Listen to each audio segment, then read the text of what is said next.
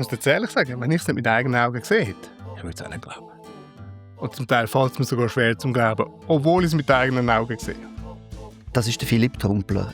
Er ist in verschiedenen schamanistischen Traditionen initiiert worden und verbindet heute Meditation vom Kriya-Yoga mit schamanistischer Praxis.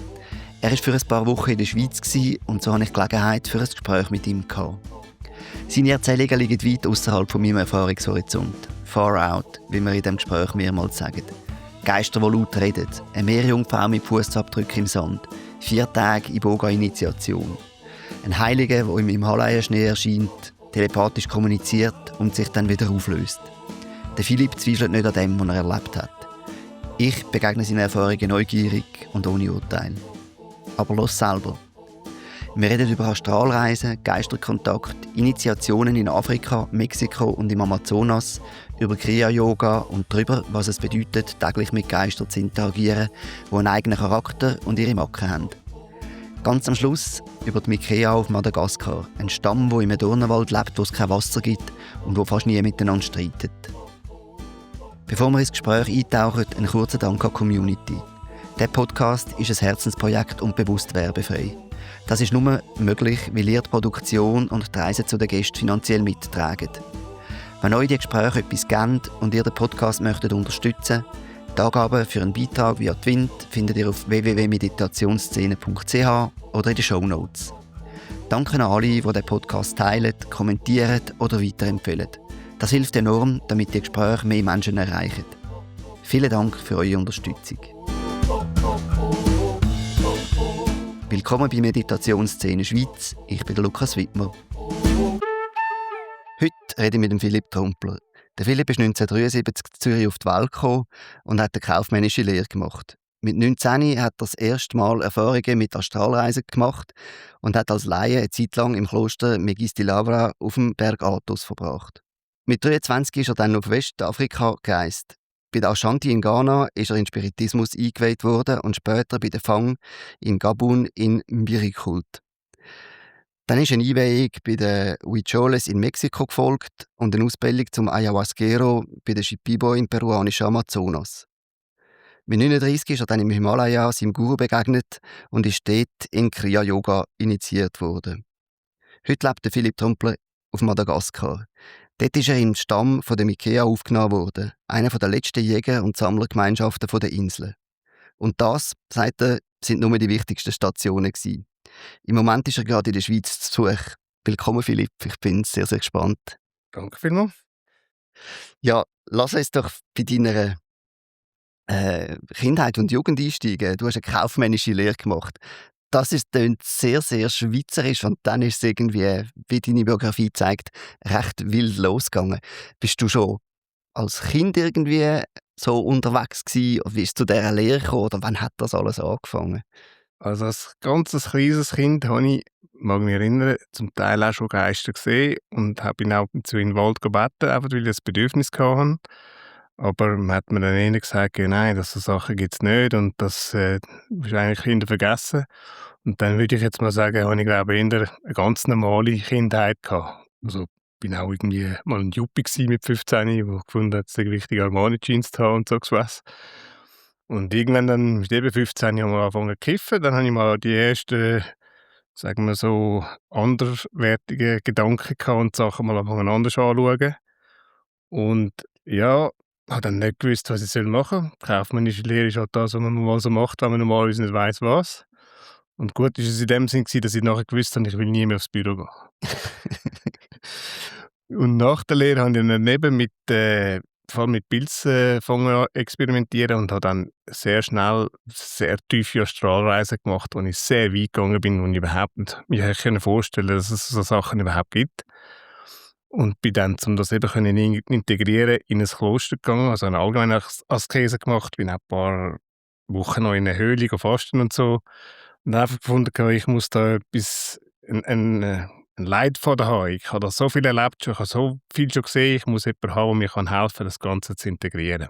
Darf ich schnell einhaken, weil da steckt schon so viel drin. Also, du hast gesagt, du hast mit Pilz geschafft und dann Astralreisen gemacht. Jetzt für die Zuhörerinnen und Zuhörer, die keine Ahnung haben, was eine Astralreise ist, kannst du das vielleicht kurz sagen, was du erlebt hast? Also es ist im Prinzip eine ausserkörperliche Erfahrung, oder? Es ist, wenn du deinen Körper verlässt, dann siehst du deinen Körper meistens dort liegen und merkst, dass du das Bewusstsein aber immer weiter behaltest. Also deine Gefühle und deine Gedanken bleiben gleich, einfach du hast keinen Körper mehr. Und jetzt kannst du mit Gedankengeschwindigkeit dich fortbewegen.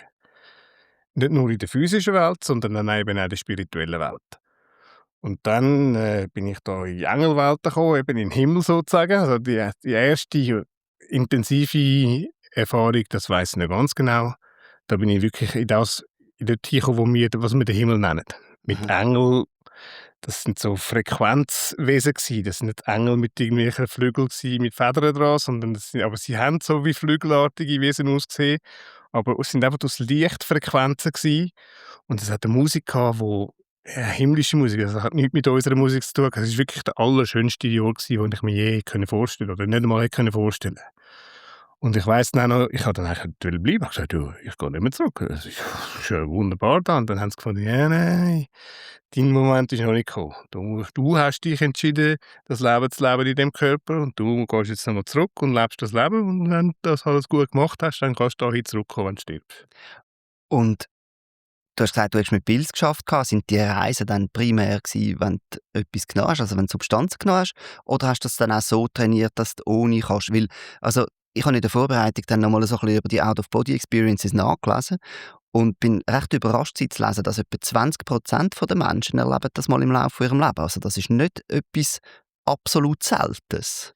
Ich würde sagen, wahrscheinlich noch mehr. Man erlebt es in den Träumen sehr oft. Aber Mhm. kann es dann nicht unbedingt, also er kennt es nicht unbedingt als Astralreise, weil es mir einer schon im Traum ist. Ja. Oder er erinnert sich einfach nicht daran. Ich habe die ersten bewussten, oder eigentlich fast alle bewussten, nur auf Halluzinogen gehabt. Mhm. Dann eben in Träumen ab und zu, aber so, dass ich bewusst meinen Körper gesehen habe und mich effektiv außerhalb von meinem Körper wahrgenommen habe, sind am Anfang immer nur mit Halluzinogen gewesen und ich konnte es meistens auch nicht freiwillig machen. Mhm. Sondern es ist ja nicht unbedingt auf die Dosis drauf angekommen, sondern es ist einfach auf einmal hat's Klick gemacht und ich bin nicht mehr im Körper gewesen. Und wenn das auf Halluzinogen war, und das führt mich dann auch so ein bisschen zu der Überleitung, du hast dann gesagt, das ist dann auch in ein Kloster gegangen. Was war deine Interpretation gewesen? Vorher hast du das so als Engelwesen bezeichnet, aber ist das eine christliche Deutung gewesen von dem Ganzen? Oder weißt du, so, das ist ja recht, das kann man dann auf alle Arten deuten, was das könnte sein. Eben, also am Anfang habe ich es überhaupt nicht verstanden. Also eben, ich habe eigentlich bin auch nicht wahnsinnig religiös gewesen oder so und das darum eben auch nicht können. Ich weiss noch, als ich dort war, ich habe dann zuerst mal dann noch ein paar Testfragen gemacht und Sachen gefragt. Zuerst irgendwelche mathematische Sachen und den Sinn vom Leben weiss ich nicht was alles. Weil ich einfach gefunden habe, das kann ja gar nicht sein, dass ich jetzt da mit irgendwelchen Wesen am Reden bin. Und das ist dann also ich habe es ist so, wie soll ich sagen, aus heiterem Himmel gewesen, dass ich das am Anfang gar nicht irgendwie versucht habe zu werten, sondern als ich nachher im Kloster war und die mir dann da die ganze Literatur über eben Christus und Gott und Engel und Zeugs und Sachen gegeben haben, dann irgendwie das Gefühl gehabt, also eigentlich, wenn ich das richtig verstehe, dann ist das, was ich jetzt in den Büchern lese, ja eigentlich genau das, was ich selber gesehen habe. Und was hat dich dann in ein christlich-orthodoxes Kloster gebracht? Ich meine, Athos, was ich auch gelesen habe, ist, da kommst du ja nicht, auch nicht einfach so rein. Also das ist nicht so ein bisschen, «Oh, Jutti, ich mache jetzt mal ein Reisli» und dann bist du im Kloster, oder? Nein, normalerweise kommst du einen 4-Tages-Pass über. Den kannst du irgendwo in Thessaloniki haben und du darfst 4 Tage lang durch die verschiedenen Kloster gehen und nach 4 Tagen musst du wieder rausgehen. Und ich bin zuerst einer von denen gewesen, und am 3. Tag oder so bin ich in das Magistri-Lava gekommen und dann oder 2 Tage später habe ich eigentlich gesagt: «Ja, ich muss jetzt wieder gehen.» Und dann haben sie gesagt: «Ja, also, wenn ich will, dann kann ich gerne bleiben.» Mhm. Also wirklich? Ja, ich kann so lange bleiben, wie ich will. Und sie legen das mit dem Diamantirion, das mit der Lauris, legen die das mit der Autorität absprechen, sagen, ich kann so lange bleiben, wie ich will. Ich sage, ja, dann bleibe ich natürlich. Und es war sehr interessant, das Klosterleben. Es war 8 Stunden Liturgie am Tag. Und, aber eben, ich habe dann irgendwie gefunden, ja, Moment mal, wenn ich ja den direkten Zugang zu dieser Welt habe, warum würde ich es dann wollen über Bücher und über Liturgie und über Dogma wollen erleben, wenn man den Draht selber dazu kann haben? Aber die haben ja Ich glaube, das, was man das Herzgebet nennt, oder? Wo du irgendwie sehr häufig dann wiederholst und dann quasi auch so in einen Eben, also, anderen Geisteszustand genau, kommst. es ist sehr schön gewesen. Normalerweise stehst du um 2 Uhr morgens auf und dann gehst du 4 Stunden lang eben GDLA schon singen und, Weihrauch und Liturgie und Zeugs und Sachen. Und in diesen Kapellen, da gibt's sehr eine schöne Stimmung, da gibt's sehr eine schöne Energie, das ist wahr, ja. Aber eben, es bleiben Gesänge, die irgendwo von irgendwelchen anderen niedergeschrieben worden sind und es ist halt eben im klassischen orthodoxen Dogma, Mhm. wo sich alles bewegt. Und wenn man dann für mich ist das etwas, was ich nicht unbedingt zu individualistisch, dass ich das unbedingt schätze, einem Dogma müssen nachgehen. Mhm. Und hast du mit denen über die Erfahrungen geredet, die du auf Psychedelika gemacht hast? Nicht wirklich. Also eben, ich habe dann für mich einfach gefunden, Äh, das ist ja genau das, was ich die Gottesschauung habe ich ja gehabt. Und eben Liebe und Licht und das Zeug und Barmherzigkeit, das sind alle Sachen, die ich dort eigentlich erfahren habe. Und ich habe dann eben gefunden, statt dass ich mich jetzt im Klosterleben möchte vertiefen, möchte ich eigentlich lieber mehr über Psychedelika und dann irgendwie das Potenzial erforschen. Und dann, was hast du gemacht? Dann bin ich aus dem Kloster zurück und bin dann eben bin dann zurück und was dann eben lustig war, bin dann so viel sensibler gsi, so viel, Wie lange bist du denn da gewesen noch? kalibriert. Also die ganze Askese ist 3 Monate gegangen. Ja, Im Kloster selber bin ich aber etwa 3 Wochen gsi. ja. Aber ich bin dann eben so kalibriert gsi, dass wenn ich nachher zurückgekommen bin, dass die gleiche Dosis mich 5-mal weiter katapultiert hat als vorher. Und dann habe ich irgendwann mal gemerkt, aha, es ist nicht nur die chemische Komponente, sondern es gibt eben auch noch spirituelle oder eben, Komponenten, wie sensibel das du bist, wie feintunt das du bist und dann eben vor allem die Komponente von der Interaktion von der Geister.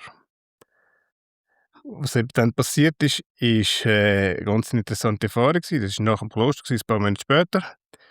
Da hatte ich noch ein paar Pilzchen für gehabt vom Vorjahr. Ich fand, ja, ist eine kleine Mischung, aber, ich nehme jetzt die mal an einem Abend und habe die bei mir zu Hause genommen, noch nicht im Wald, wie ich das sonst immer gemacht habe. Und dann ist ein Poltergeist gekommen und ist in meine Stereoanlage reingekommen und hat die Musik angefangen Hinterschi und Fürschi und auf und ab spielen. Ganz andere Sachen hat das ausgetönt und auf einmal habe ich keine Materie mehr wahrgenommen. Ich bin auf einmal habe die Zukunft gesehen und das ist der intensivste Trip gewesen auf der kleinsten Dosis. Aha. Dort habe ich dann gelernt, aha, wenn mit Interaktionen mit Geistern sind, dann kommt die Dosis nicht darauf an, dann kommt auch nicht darauf an, welche Substanz du nimmst, dann kann alles auf einmal ganz anders werden, dann kann die Intensität so anders werden, da ist alles möglich. Und dann habe ich effektiv angefangen, die Geister zu sehen. Es waren meistens Zwerge und Engel und so. Und dann habe ich irgendwann gefunden, jetzt möchte ich jemanden kennenlernen, wo mir den Umgang mit denen kann beibringen oder wo mir da kann helfen, dass man das in einem, wie soll ich sagen, also ja, in einem Kontext machen, dass man das effektiv kann steuern kann. Genau, ich wollte fragen, ja, wie hat dein Umfeld auf das reagiert? Das hast du mit Leuten über das geredet? Weil man könnte ja sagen, ui, jetzt ist er glaube ich ein bisschen übergekippt. Ja, was eben komisch war, ist, dass meine Freunde, die zum Teil auch die Substanzen genommen haben, dass das dann eben nicht passiert ist. Dass die Zugang nicht hatten oder keine Astralreise gemacht haben und ich dann zurückgekommen bin und gesagt: «Du, und das ist mir passiert.» «Was?» Und, und das ist eben komisch gewesen, weil die haben dann einfach also am Anfang haben sie noch einigermaßen gefunden: «Okay, ja gut, das sind halt einfach irgendwelche komischen Trips gewesen.» Aber als ich nachher von Afrika zurückgekommen bin und denen erzählt habe, was ich effektiv alles gesehen habe oder erlebt habe, ohne irgendwelche Drogen, dann haben sie mir gesagt: «Ja, schau Philipp, ja, wir wissen, dass du nicht, lügst und so, aber, was du da uns erzählst, das ist too far out. Das können wir dir nicht mehr glauben. Das können wir nicht nachvollziehen, das ist too much.» Also, ich meine, ich kann es ja auch nicht nachvollziehen. Ich kann nur auf deine Und Erzählungen gehen, oder? und ich muss dir jetzt ehrlich sagen, wenn ich's nicht mit eigenen Augen gesehen hätte, ich würde es auch nicht glauben. Aha. Und zum Teil fällt es mir sogar schwer zum Glauben, obwohl ich es mit eigenen Augen gesehen habe. Aber nochmal zu dem Poltergeist zurück zum Beispiel. Also hast du dann irgendwie Angst bekommen? Poltergeister sind ja, was ich früher einmal in der Jugend noch gelesen habe, eher unangenehme Gesellen. Ja, nein, also eben, ich meine, der Poltergeist, ich meine, es ist einfach das Phänomen gewesen, dass eben auf einmal die Musik nicht mehr so gespielt hat, wie sie jetzt spielen. Also das war mit einer Kassette, Magnetkassette, und die hat das nachher auch noch aufgenommen gehabt. Also die habe ich nachher noch rein tun und dann ist das Ding hat das weitergespielt. Also er will nicht mehr auf irgendeinem Aber dann, Trick das sein? ist die Kassette, habe ich nachher noch jahrelang gehabt. Jedes Mal dachte ich so, jetzt hören sie mich wieder mal. Und dann gibt es einen Moment, wo es dann auf einmal macht und dann eben auf einmal die Musik ganz besonders kommt. Also der hat Spuren hinterlassen, die man nachher effektiv hat können hören. Und es hat gar keine Zeit gehabt zum Angst zu haben, verstehst du? Ich bin einfach da gesessen, auf einmal passiert das und auf einmal hat es keine Wand und kein Sofa und keinen Teppich und keine Pflanzen mehr, sondern nur noch Schwingungen. Und mein Bewusstsein hat so viel mehr wahrgenommen, wie wenn der ganze Schleier, den wir da normalerweise haben, einfach gerissen wäre. Und eben, ich kann mich an die Zukunft erinnern, ich kann mich an die Vergangenheit erinnern, ich kann Und das scheint, also wenn du sagst Zukunft und Vergangenheit, das ist ja wahrscheinlich eine Informationsfülle, die man sich in einem normalen Zustand fast nicht vorstellen kann. Wie nimmt man denn das wahr? Sind das Bilder oder sind das Gefühle oder sind das, also kannst du das beschreiben? eben so, wie ich es beschriebe, es hat sich so angefühlt, als kannst du dich einfach an die Zukunft erinnern. Also wenn ich dich jetzt an die Vergangenheit erinnerst, dann erinnerst du dich auch nicht an alles, Ja. sondern so Fetzen, die dann im Prinzip das Ganze wieder kannst rekonstruieren. Wie bei einem Traum. Wenn du am Morgen verwachst, dann hast du noch gewisse Bilder, aber den ganzen Film hast du meistens nicht mehr. Ja. Und so war es eigentlich auch gewesen, wie bei der Zukunft. Das sind dann gewisse Bilder gewesen, gewisse Events, wo ich dann zum Teil runtergeschrieben habe, die sich dann auch effektiv so manifestiert haben. Also, es ist einfach wie ein Erinnern sozusagen. Und wie du sagst, es ist so viel Information, dass das kannst du dann eben eigentlich du kannst es zwar erfahren, aber sobald du versuchst zu analysieren oder zu integrieren in den Verstand, verlierst du einfach so viel, wie bei einem Traum. Und haben die Erinnerungen und vor allem die Erinnerungen mit dir zu tun gehabt? Oder ist das mehr etwas ganz Allgemeines gewesen? Also weißt du, ist quasi du in verschiedenen, sage jetzt mal, Inkarnationen über verschiedene Zeiten? Oder ist es gar nicht mehr Personals Also, gewesen? es ist so schnell gegangen, eben das, wo ich mich dann erinnern oder was ich nachher wieder in das Bewusstsein mitnehmen, wo es nachher vorbei war oder beziehungsweise wo ich auf einmal wieder die materielle Welt wahrgenommen habe, es ist nur so fetzenweise gewesen. Das ist eben bei allen bei diesen Erlebnissen, die ich hatte. Wenn du so weit wegkommst, dass du in die Zustand reinkommst, in dem Moment, wo du's versuchst, in das Bewusstsein überzunehmen, wo wir jetzt miteinander reden, geht's irgendwie gar nicht. Du verlierst dann einfach so viel, du hast nur noch ein paar kleine Fetzen, wo du dich kannst erinnern. Und wie hast du es abgegrenzt von einem einfach, ich sage jetzt mal in Anführungszeichen, normalen Pilz- oder LSD-Trip? Weil die kommen ja so Fetzen, die kommen ja so Bilder und es ist zum Teil schwer zuordnbar, in was für Welten das jetzt genau spielt. Ja, also in einem normalen Trip, ich meine, es gibt ja ein ganzes Spektrum, aber bist ja du so, dass du zwar Halluzinationen hast, aber dass die Welt, wo sonst da ist, also der Tisch und der Boden ist ja eigentlich noch da. Du hast dann einfach wie einen Formfilm oder ein Kaleidoskop, das sich drüber geben oder so. Und dort war es eben so gewesen. Es hat nichts mehr gegeben, ich habe meinen Körper nicht mehr wahrgenommen. Es ist auf einmal nur noch Schwingung und Töne gewesen, also nur noch Vibration und eben, das ist nicht ein normaler Trip, das ist dann etwas, wo's sehr intensiv zugeht. Und ich habe so Zustände auch noch sonst erlebt, aber wenn jetzt aus 100 Trips hast du vielleicht das zweimal. Ja. Und du merkst dann eben schon, dass es nicht einfach ein normaler Trip ist, sondern es ist ja auch etwas passiert, wo du nicht hast können absehen. Mhm. Also, Und dann hast du gesagt, dann hast du schauen, wie kannst du das einordnen und bist auf Afrika gekommen, oder ist das irgendwie auf einer Reise zufällig passiert? eben das ist ja dann, nachher habe ich dann eben immer öfter Kontakt mit Geistern gesehen. Also dann die auf Pilze oder so auch gesehen. Dann hat zum Beispiel mein Freund gesagt: «Ne, sehen Sie nicht da die Zwerge?» «Nein, wir sehen ja doch, doch, schau, da dort doch nicht über.» «Nein, wir sehen sie nicht.» «Oh gut, ich sehe sie.» Dann musste ich sagen: «Gut, ich bin jetzt hier in Europa an einem Punkt, wo ich niemanden kenne, der mir da weiterhelfen kann.»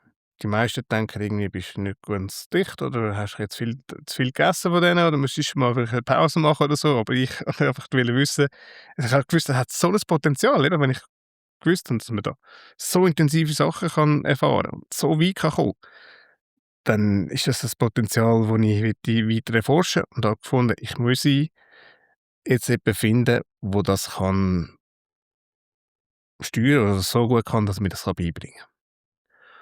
Und dann habe ich effektiv nach 8 Monaten dann irgendwo auch einen Meister und einen Lehrer gefunden. Das war ein unglaublicher Typ gewesen. Der hat 'ne ganze Armee von Geistern gehabt, die bei dem im Tempel sogar laut geredet haben. Also, die haben du hast sie zwar nicht gesehen, aber du hast sie gehört reden, mit so 'ner ganz komischen Stimme. Und der hat Sachen verschwinden lassen und, erscheinen lassen vor meinen Augen. Der hat, können Sachen durch die Luft, wie sagen, also eben, an einem Ort materialisieren und am anderen Ort wieder dematerialisieren. Und wo war das gewesen? In Ghana, das ist eben der Ashanti. Ashanti. Und wie bist du genau dort angekommen? Also es gibt ja auf der ganzen Welt hätte man jetzt können irgendwo ansetzen. Wieso geht Ghana, wieso geht Ashanti? Also, ich bin dort in Ghana ein Zeitchen geblieben. Ich habe dort mit ein paar Rastas irgendwie, ein Zeitchen lang gelebt und einer von denen hat gesagt: «Du, ich habe einen Cousin, wo da Schaman ist», und eben, er war eigentlich Spiritist gewesen, darum. Und, vielleicht wäre es interessant, wenn ich den mal wieder kennenlernen. Er hat gewusst, dass ich da interessiert bin an diesen Sachen und ich gefunden: «Ja, wegen dem bin ich ja da.» Und als ich ihn dann, getroffen habe, hat er mich relativ schnell akzeptiert als Schüler und ich habe dann lustigerweise gesagt: «Ja, ich will von ihm, wie soll ich sagen, äh, 'ne Probe von seiner Macht.» Also, er hat gefunden: «Du hast vielleicht weisst, dass ich der Richtige bin, aber ich möchte auch wissen, dass ich an dir keine Zeit verliere.» Dann hat er mich zuerst ein bisschen komisch angeschaut und hat dann gefunden: «Also gut, gib mir etwas, wo du weisst, dass ich es nicht habe.»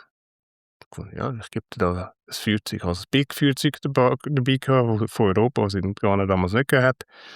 Er hat gesagt: «Da.» Dann hat er es in ein Papier hineingewickelt, hat es mir zurückgegeben und hat gesagt: «So, jetzt gehst du es ins Meer rühren und nachher kommst du bei mir wieder holen.» Ich so: «Was?» Ja, das Meer war etwa 'n Kilometer weg gewesen. Dann bin ich ans Meer gelaufen, habe das Feuerzeug ins Meer hineingerührt, habe sogar noch gesehen, wie es oben geschwommen ist. Also nicht im Papierli. Nochmal im Papierli. Schon, also hat's mit meinem Vater dann, es ist mit dem Papierli an der Oberfläche geschwommen. Dann habe ich umgekehrt, jetzt nimmt's mir Wunder. Und als ich nach den 20 Minuten, die ich gebraucht habe für den Kilometer, da was auch immer wieder bei ihm war, hat er's in der Hand gehabt, hat's mir zurückgegeben, ohne Papierli.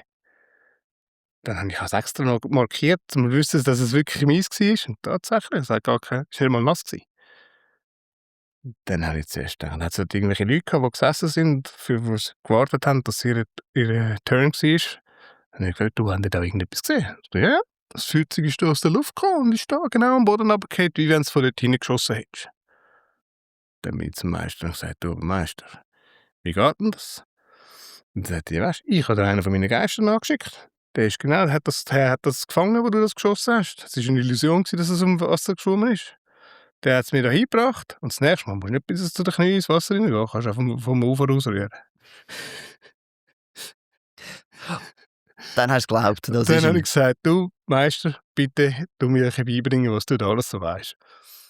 Und das hat er gemacht. Ja, das hat Und wie er hat das gemacht. ausgesehen, die Lehrzeit? Ja, das ist also wirklich interessant gewesen. Dann am Anfang habe ich mich müssen purifizieren. Also, dann haben wir müssen in die Hauptstadt irgendwelche Parfüme kaufen. Das war auch lustig gewesen. Jedes Mal hat er gesagt: «So», das war ein teures Parfüm gewesen, 200 Franken, das war natürlich in Ghana ein Vermögen gewesen damals. So: «So, jetzt rührst du es ins Meer.» «Was?» «Ja, rührst du ins Meer.» Und nachher hat er einen Wasserkübel gehabt, hat das Tuch drüber getan und einen Dolch und hat gefunden: «Schau, jetzt kommt das Parfüm zurück.» Dann tatsächlich hat sich das Wasser angefangen zu verfärben und auf einmal hat es nachher nach Parfüm geschmeckt. Mit dem musste ich mich dann go baden. Dann musste ich irgendwelche Geiereier ins Meer rühren jeden Tag. Und wo ich dann am Schluss, äh, bereit war für die grosse Initiation, beziehungsweise für, sind wir ans Meer gegangen. Und dort ist dann, da hat's 'ne Göttin, die heisst Mami Wata, also das ist 'ne Meerjungfrau, die offenbar die Mutter ist von diesen Geistern. Die haben wir müssen um Erlaubnis bitten. Da sind wir zuerst noch an einem hinduistischen Kloster irgendeinen Honig holen, irgend Whisky und irgendwelche Guetzli und sind mit dem als Opfergabe an den Strand gegangen. Dann hat er angefangen, da die zu beschwören, hat angefangen zu tanzen und rufen und machen und auf einmal tatsächlich aus der Lagune raus erscheint die Meerjungfrau mit 3 Zwergen vorne dran. Und die hat dann mit mir geredet. Ich war so perplex, ich habe kein Wort rausgebracht. Und, dann haben sie gesagt: «Ja, so, sie gibt dir jetzt deine Erlaubnis, du kannst jetzt die Hilfsgeister haben, in dem Sinne, sie gibt dir ihr Sagen.» Dann eine Woche später haben wir noch den Vater um Erlaubnis fragen. Das war ein Zwerg, der im Wald gewohnt hat. Dem haben wir einen Geist bringen. Also nicht das, wir haben nachher nicht gewusst, ob das Weibchen oder das Männchen soll sein. Dann haben wir keine gebracht. Dann war er enttäuscht. Er hat gesagt, wir können einfach das Geld ins Meer rühren, wo das gekostet hätte. Und dort hat es dann Sand gehabt und dort ist dann der Geist hat sich manifestiert. Und zwar konnte ich den anlangen. Der hat einen Körper gehabt. Der hat nachher seine Fußabdrücke in dem Sand hineingelassen. Mhm. Etwas, wo ich selber bis heute noch nicht ganz genau checke, wie das eigentlich hätte können sein. Aber den Fußabdruck habe ich nachher zusammengenommen. Das ist dann mein Schrein geworden. Also, der Meister hat gesagt, schau jetzt, ich zeige dir das. Der hat einen Körper. Du kannst den anlangen.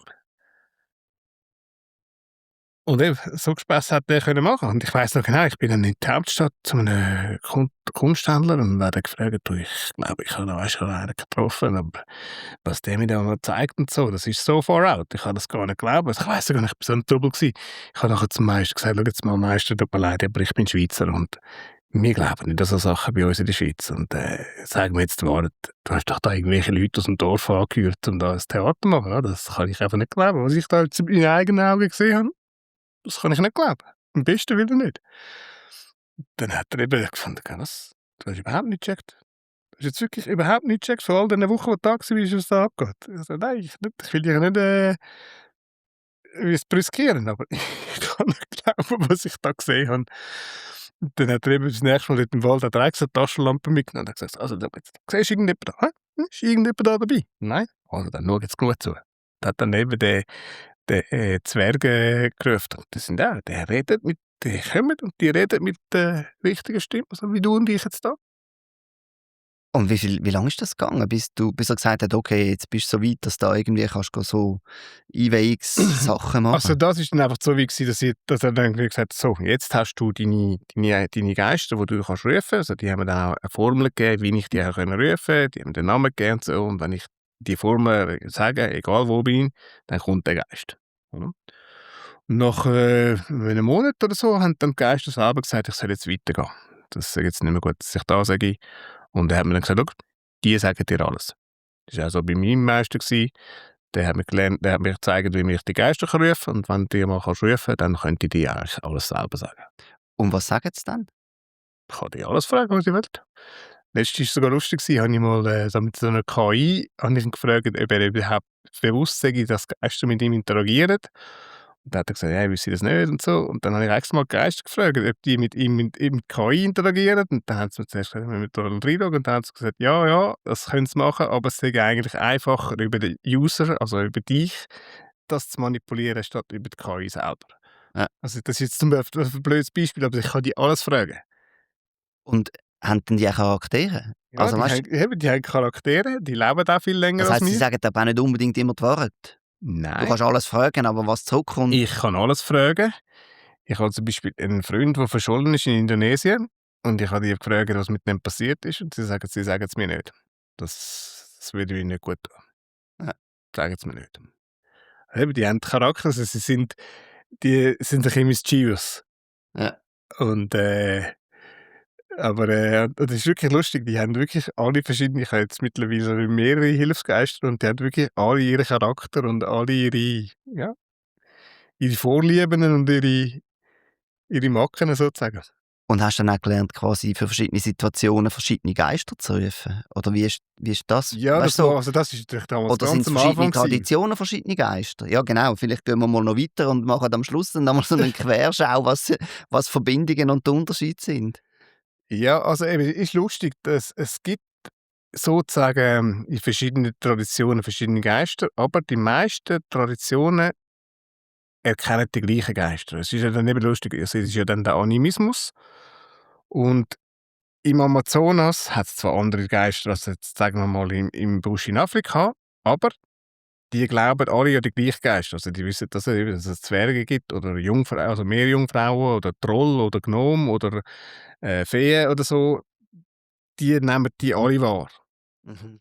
Afrikanische Feen sehen dann vielleicht ein bisschen anders aus als europäische Feen, aber im Grunde genommen sind das Gattungen, die auch als solches kreiert worden sind. Also Engel sind Engel, ob es in Afrika ist oder in Südamerika. Zwerge sind Zwerge, Gnomen sind Gnomen, Trolls sind Trolls. Und gibt es auch solche, die man irgendwie gar nicht kennt? Also weißt du, so, jetzt hast du alles so Begriffe gebraucht, die eigentlich bekannt sind, aber es könnte ja sein, dass noch Ja, da gibt's irgendwelche... ganz verschiedene, da habe ich schon Sachen gesehen, wo ich jetzt keinen Namen dafür weiss, Ja, aber, da gibt's ich schätze, gibt wahrscheinlich 100 Milliarden Geister auf dieser Erde. ja. Also 10-mal mehr als Menschen. Und das sind auch alles Individuen dann? Ja, das sind alles Individuen, also dann gibt's natürlich auch, wie sagt man, Vorfahrengeister, die mal als Mensch gsi sind. Ja. Und dann gibt's einige, die gar nie Menschen gsi sind. Also Zwerge oder Meerjungfrauen, also die sind nie Menschen gsi. Die sind als solches kreiert worden. Und wie hängen die Welten zusammen, wo die leben und wo wir leben? Und leben sie alle in der gleichen? Oder sind auch das eine Art, wie, weißt, du, sind Zwerge die gleiche Welt wie Troll? Oder ist auch das wieder so ein Unterschied wie wir zu Zwergen? Und Nein, also die leben in der gleichen Welt, wir leben auch in dieser Welt. Die interagieren auch jeden Tag mit uns. Bewusst oder unbewusst. Ich sage einmal, es ist wie wenn jetzt du sagst, ich sehe irgendein Vögel vorbeifliegen, oder? Dann interagiert das ja mit deinem Bewusstsein. mhm. Jetzt nicht in einer sehr spezifischen Art und Weise, aber du siehst Vögel, hast irgendeine emotionale Reaktion. Und es gibt eigentlich keinen Tag, wo du nicht einmal das Tier siehst, vorbeifliegen oder kriechen oder laufen oder so, oder? Und so ist es auch mit diesen Geistern. Also, die interagieren mit uns, oft während der Träume, aber auch sonst im täglichen Leben. Meistens sind wir uns das nicht bewusst. Dann passiert es einfach auf der unterbewussten Ebene. Und wenn es bewusst ist, dann siehst du sie eben und redest mit denen. Aber die haben eigentlich den gleichen Lebensraum wie wir. Mhm. Also wenn jetzt du im Wald gehst spazieren, dann hat es dort Geister. Du die siehst oder nicht. Was passiert, wenn, und das ist ja eine häufige Tatsache heute leider, wenn ein Wald abgeholzt wird? Ja, dann müssen sich dann nachher findet die das eben nicht lustig. Also zum Teil haben die auch Verbindungen mit Bäumen oder haben einen Ort, wo sie als ihr Heim haben. Dann müssen sie sich halt ein neues Heim suchen. Ja. La Lass uns vielleicht noch weitergehen. Du bist dann zu dem Biri. Ähm, das ist, soweit ich weiss, eine Tradition, die sehr viel mit Ahnengeistern zu tun hat, oder? Genau. Und wo es um Heilung auch geht, Ja, vielfach. es ist ein sehr komplexes Ding. Also eben, es gibt den Bhuti und den Biri, sind eigentlich zwei, also Schwesternkülte sozusagen. Der Biri ist normalerweise die Frau, aber weil mein Meister den Biri gemacht hat, hat er mich auf die Idee eingeweiht. Und das ist richtig. Also das ist etwas, was seit Jahrhunderten gemacht worden ist. Und es geht auch dort eigentlich darum, also mal überhaupt die spirituelle Welt überhaupt zu sehen und zu erleben. Nicht nur einfach das, jetzt wie wir darüber reden, sondern das wirklich zu erleben. Und das ist etwas sehr Faszinierendes. Auch gibt es am Anfang ein Orakel. Ob du überhaupt fit bist für das, es wird das Orakel konsultiert. Wenn es heisst ja, dann musst du so und so viele Tage dich auch vorbereiten. Also, dann wirst du mit irgendwelchem Lehm eingestrichen, darfst nicht auf einem anderen Stuhl sitzen, wo andere, musst immer mit dem Taburettchen umeinander laufen, darfst ja nicht neu mit sitzen, darfst niemandem die Hand geben, darfst dem Feuer nicht drücken. Also, man hast für ganz verschiedene Tabus. Wenn du die nicht einhaltest, musst du nochmal von vorne anfangen. Und wenn du das alles einhaltest, während der, bei mir war es glaube ich 7 Tage, wo die Geister gesagt haben, dann bist du bereit für die Initiation. Und das fängt an einem Mittwoch an, da kommst du die erste Dosis Iboga über mit so einer Banane. Da habe ich gefragt, ob ich Wasser habe. Nein. Du musst um eine Säule herumlaufen und es kommt einer, der Harfe spielt. Kannst du vielleicht ganz kurz noch sagen, was Iboga ist? Weil das ist nicht so bekannt bei uns, glaube ich. Also Iboga ist eine Pflanze, die im Kongo eigentlich wächst. Ihr Wirkstoff ist Ibogain, der mittlerweile ein bisschen bekannter ist. Ist extrem bitter. Und das ist eigentlich die einzige halluzinogene Pflanze, die bekannt ist, was es vom afrikanischen Festland gibt. Ist sehr intensiv, nicht besonders visuell. Also jetzt im Vergleich zu Pilz oder LSD oder so, ist nicht so halluzinogen im Sinne von, dass es viel Kaleidoskop gibt. Aber wenn man es dann auf höherer Dosis ist man dann für sehr susceptibel für eben die Interaktionen mit diesen Geistern. Also man sieht dann die Geisterwelt kristallscharf. Und das ist recht stark im Sinne von, die kann man auch überdosieren. Ja, es sterben Also, zum Teil auch Leute bei ja. diesen Initiationen.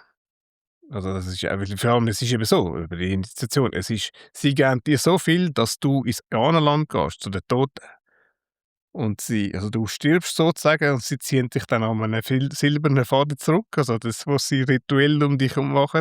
Aber ja, also eben nicht, sie geben dir so viele Bogen, dass du jedes Mal eine Astralreise machst. Sie tun dir dann sogar mit einer Nadel ins Schulterblatt reinstechen, um sicher zu sein, dass du da wirklich gegangen bist. Ja. Und der Meister holt dich dann ein. Der sagt, warte auf mich, und der kommt dann auch, verlässt seinen Körper auch. Und der holt dich dann ein und dann zeigt er dir, wo man überall hin kann gehen. Das ist unglaublich. Das habe ich niemals erlebt. Also der hat mich auf alle Planeten genommen. Den Mond und überall. Es hat überall Geister, es hat überall Leute, die nicht. Sogar in der Sonne. Überall hat es Leute. Also die Sonne hat er mir nicht genommen. Hat er mir gesagt, das zeigt er mir dann mal. Da kannst du Unterweltsreisen machen, also eben ins Zentrum von der Erde. Da kannst du überall hin. Er hat mich wirklich auf einen Trip genommen. Das vergesse ich nie mehr.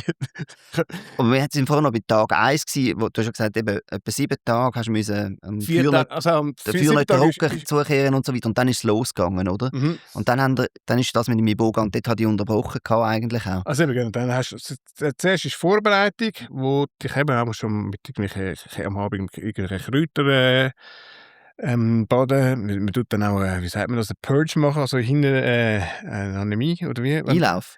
Also wenn sie tun dann Chili in den Arsch, dass da anfängst, oder dass du Ja, wirklich ja. wirklich anfängst, dich durchzuputzen, dass du so rein bist wie möglich, bevor es dann losgeht. Und wenn es dann eben losgeht, ist das alles sehr rituell vorbestimmt. Also zum Beispiel das Feuer darf nur ein Holz haben, nur das gleiche Baum. Es darf kein anderes Ästchen rein. Dann wird das ganze Haus wird als Tempel umgebaut, eben mit einer Weltensäule, wo alles sich darum muss drehen. Und der ganze Stamm, es ist sogar noch sind Pygmäen noch gekommen, die nebendran wohnen, kommen für dich beten und singen und dich zu unterstützen bei dieser Initiation. Und am ersten Tag ist es so ein guter Trip, es ist relativ intensiv. Zuerst bin ich mal das gegessen, und jetzt muss ich einfach hinlegen.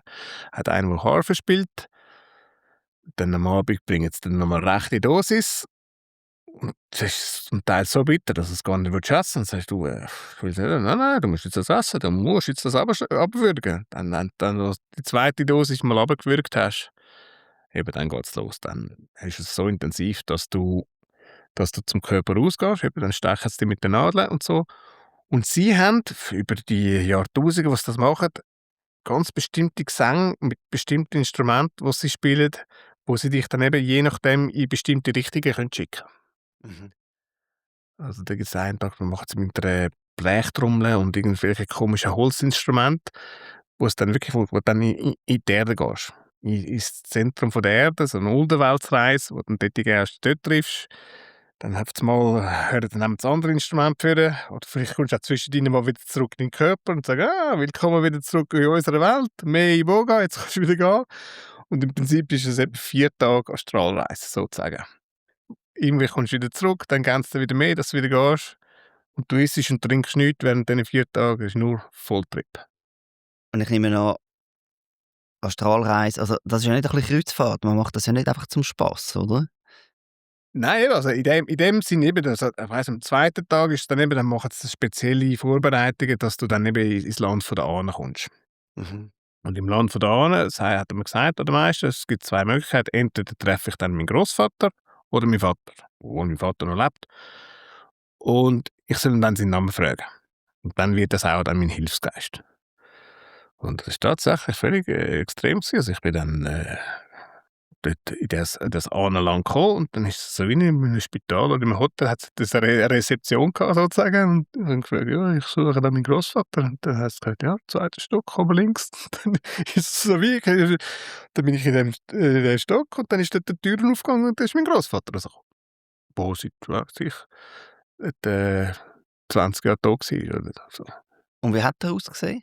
So, wie ich ihn das letzte Mal mich erinnert habe. Ja. Und was glaubst du, er könnte ja theoretisch, wenn es eine Geisterwelt ist, auch aussehen, wie er als Kind ausgesehen hat? Ja, natürlich, aber es ist ja so... Ist das auch eine Beziehung von dir, die das Ich herstellt? bin sicher, oder? das war meine Projektion gewesen, weil ich ihn sonst ja gar nicht erkannt hätte, oder? Ja. Also ich habe das Gefühl, das war die Projektion von meinem Gedächtnis gewesen. Oder vielleicht, ich meine, die Geister, weil sie ja keine Form mehr haben, können sich ja auch so manifestieren, wie sie wollen. Also sie können sich ja auch so zeigen, wie sie wollen. Ja. Ich habe mal einen kennengelernt, zum Beispiel, der hat sich ständig ändern. Also er hat alle 2 Sekunden hat er seine Form gewechselt. Es war extrem interessant gewesen zum Schauen, aber eben, also, sie können sich meistens so zeigen, wie sie wollen, dass es dir den entsprechenden Impact gibt. Ja. Und dann hast du deinen Großvater gesehen Ja. und hast eine Interaktion gehabt Ist mit so ihm? perplex, ich habe kein Wort rausgebracht. Hätten sie also eben, wie gesagt, ich meine, wenn jetzt dir einer sagt: «Schau, jetzt gehst du nachher in die Dings und triffst deinen Grossvater», dann glaubst du ihm doch das zuerst gar nicht. Und wenn das dann tatsächlich passiert, also ich bin so perplex gewesen, ich habe kein Wort rausgebracht.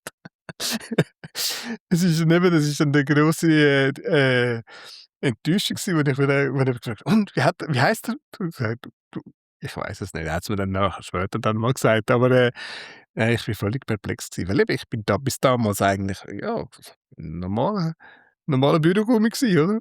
Wo dann auf einmal einfach in die tiefsten Geheimnisse von Afrika eingeweiht worden ist. Und auch noch relativ jung. Ja, genau, 23 oder so bin ich da gsi, genau. Und wenn man so 'ne Einweihung gemacht hat, ähm, also warum macht man's und kommen da dann auch Pflichten mit sich, wenn man das macht? Also weißt, musst du das nachher weitergeben oder etwas damit machen? Also, die Einweihung selber gibt noch keine Pflichten, oder? Jetzt, wenn du 'n Hilfsgeist hast, dann sagt der dir die Tabus und sagt, was er gerne hat oder was er nicht gerne hat oder was du gar nicht kannst machen. Und wenn du's dann doch machst, dann wendet er sich vielleicht von dir ab oder dann musst du irgendetwas sühnen. Nein, eben die Verpflichtungen fangen eigentlich erst dann an, wenn jetzt du eben gewisse Fähigkeiten hättest. Ich mag mich erinnern, in Kamerun habe ich mal einen getroffen, der gesagt hat, wo er 'n Power hatte, um sich in ein Tier zu verwandeln. Der hat gesagt: «Aber du musst dem Geist jede Woche ein Hühnchen geben. Und wenn du mal keins gibst, dann hast du das Problem.» Also, du, ich will das nicht. Erstens mal, in ein Tier verwandeln bringt mir nicht viel. Und zweitens will ich nicht jede Woche ein Hühnchen opfern. Also vergiss das, mache ich nicht. Und auch dort in Gabun hat mir mal einer gesagt: «Ja, du kannst das und das, die Fähigkeit haben, aber du darfst nie mehr während dem Tag Sex haben, oder nur noch zur Nacht.» Ich fand: «Du, so viel bringen mir die Poli.» Also, es gibt dann Sachen, wo du dann ganz klare, sagen wir, Tabus hast. Noch für mein Verständnis, also du machst das, du bist durch das nicht quasi zum, ich nehme jetzt einfach mal den Begriff, den man so ein bisschen weltweit braucht, Schaman geworden, sondern das ist noch wie eine Laienfunktion, die du hast nach diesen Einweihungen, oder wie ist denn Genau, also das? die Einweihungen macht man auch für Leute, wo für normale Leute. Ja. Oder auch eben zum Heilen. Zum Beispiel, ich bin dann das zweite Mal gegangen, wo ich das zweite Mal ist dann die Initiation mehr ums Heilen gegangen. Also beim ersten Mal hatte ich gewisse Hexerei-Probleme gehabt, wo man dann, wo sich das, gelöst hat. In der Regel, also eben, so eine Initiation kann jeder machen. Es wird aber zuerst das Orakel befragt, ob das überhaupt für dich möglich ist. Wenn Mhm. das Orakel sagt nein, dann kannst du das nicht machen. Und was du dann aus dieser Initiation rausnimmst, das kommt dann darauf an. Also je nachdem, es sind nicht alle so weit. Also ich habe jetzt extrem Glück gehabt bei der ersten besonders, dass es ein unglaubliches Erlebnis war. Und nein, der Schamanismus ist nachher eigentlich eher dann, dass, wenn die Geister finden, so, wir sind jetzt deine Hilfsgeister, du hast jetzt 3 oder 4 Hilfsgeister, jetzt solltest du auch etwas mit denen machen, wo du anderen Leuten hilfst. Oder du hast selber, wie soll ich sagen, eine gewisse, was sagt man denn, also Überzeugung oder findest, eine Berufung, sagen wir so. Und es ist immer helfen, weil es gibt ja auch gewisse Schamanen, die dann, ich habe mal ein Doku mag ich mich erinnern gesehen über irgendwie den Amazonas, die haben dann irgendwie sich in einen Trancezustand versetzt und dann sind sie Kinder töten im anderen Dorf. Also das ist dann zum Teil auch recht kriegerisch gewesen. Aber bei uns hat man immer so das Heilen und Schön und Gut und Verbindung mit der Natur. Und dort habe ich so gefunden, ui, da gibt es aber dann auch ganz eine andere Seite, wo dann bei uns zum Teil nicht ganz so viel zur Sprache kommt. Nein, also die Seite gibt es natürlich auch, also helfen. Ich meine, du kannst ja auch mal helfen, jemandem Böses zu tun. Also im Prinzip ist es dann so, dass die Geister eigentlich einfach dienstbar sind. Ja. Und du kannst, also es gibt dann einige, die sagen, also meine sagen zum Beispiel: «Ich bringe niemanden um.» Kannst du mir sagen, solange du willst, ich bringe niemanden um. Aber es gibt einige, die bringen auch Leute um, oder eben, die machen die Leute krank oder die machen einige Sachen. Und dann gibt's halt eben, es muss halt einen Markt dafür geben. Wenn jetzt du sagst, ich möchte jemandem etwas Böses antun, ich möchte, dass der krank wird oder dass der stirbt, dann gehst du halt zu so einem Schaman, der halt dann diesen Service macht. Und dann macht er. Und dann andere machen das nicht. Also es gibt jetzt einige, die sagen, nein, ich arbeite nur auf der guten Seite. Es ist ja zum Beispiel die Geister, die Blut trinken, das sind alles keine Geister vom Licht. Also die machen eben auch böse Sachen. Mhm. Und ich zum Beispiel sage, ich mache kein Blutopfer. Kommt mir gar nicht in den Sinn. Mhm. Nie und nie. Aber eben, es gibt, wie du sagst, es gibt beide Seiten. Es gibt Leute, die sich effektiv mit dem gegenseitig umbringen. Ja. Und so, dass die ganze ethische Gesinnung, hat dann das auch irgendwie einen Platz gehabt in dieser Ausbildung? Oder ist das etwas, wo eigentlich wie du musst mitbringen und es ist nachher dir überlassen, ob du eben irgendwie jetzt Geister rufst, die irgendwie Böses tun, oder Geister rufst, die primär helfen? Also bei denen, die mich initiiert haben, die haben ja natürlich gesehen, dass ich eine noble Absicht habe mit dem. Ja. Von dem müssen gewisse Versprechen machen in dem Sinn. Aber ja, eben, je nachdem, an wer das du ankommst. Eben, es gibt dann halt Leute, die das eben eigentlich auch missbrauchen für Sachen, eben, die nicht gut sind. Also, mein Meister hat mir sogar mal gesehen, er hat gesagt, er hätte Leute gesehen, die ihre eigenen Kinder umgebracht haben, um das als Opfergabe zu geben, zum reich werden und Zeugs und Sachen. Also da gibt es alles, was du dir gar nicht vorstellen kannst. Mhm. Das ist eine Welt für sich. Da gibt es die himmelschlimmsten Sachen, die du dir vorstellen kannst, und die wunderschönsten Sachen. Mhm. Ja, es ist schwer vorstellbar, aber lass uns vielleicht eine Station weitergehen, nämlich dann bist du zu den Huicholes auf Mexiko. Mhm. Das ist ja auch ein Volk, das glaub, nicht mehr sehr gross ist und wo es auch heisst, sie sind relativ verschlossen gegenüber Fremden. Also man kommt jetzt sehr, sehr schwer rein. Wie bist du auf Mexiko gekommen? Wie bist du genau zu denen gekommen? Ja, das ist eine gute Geschichte.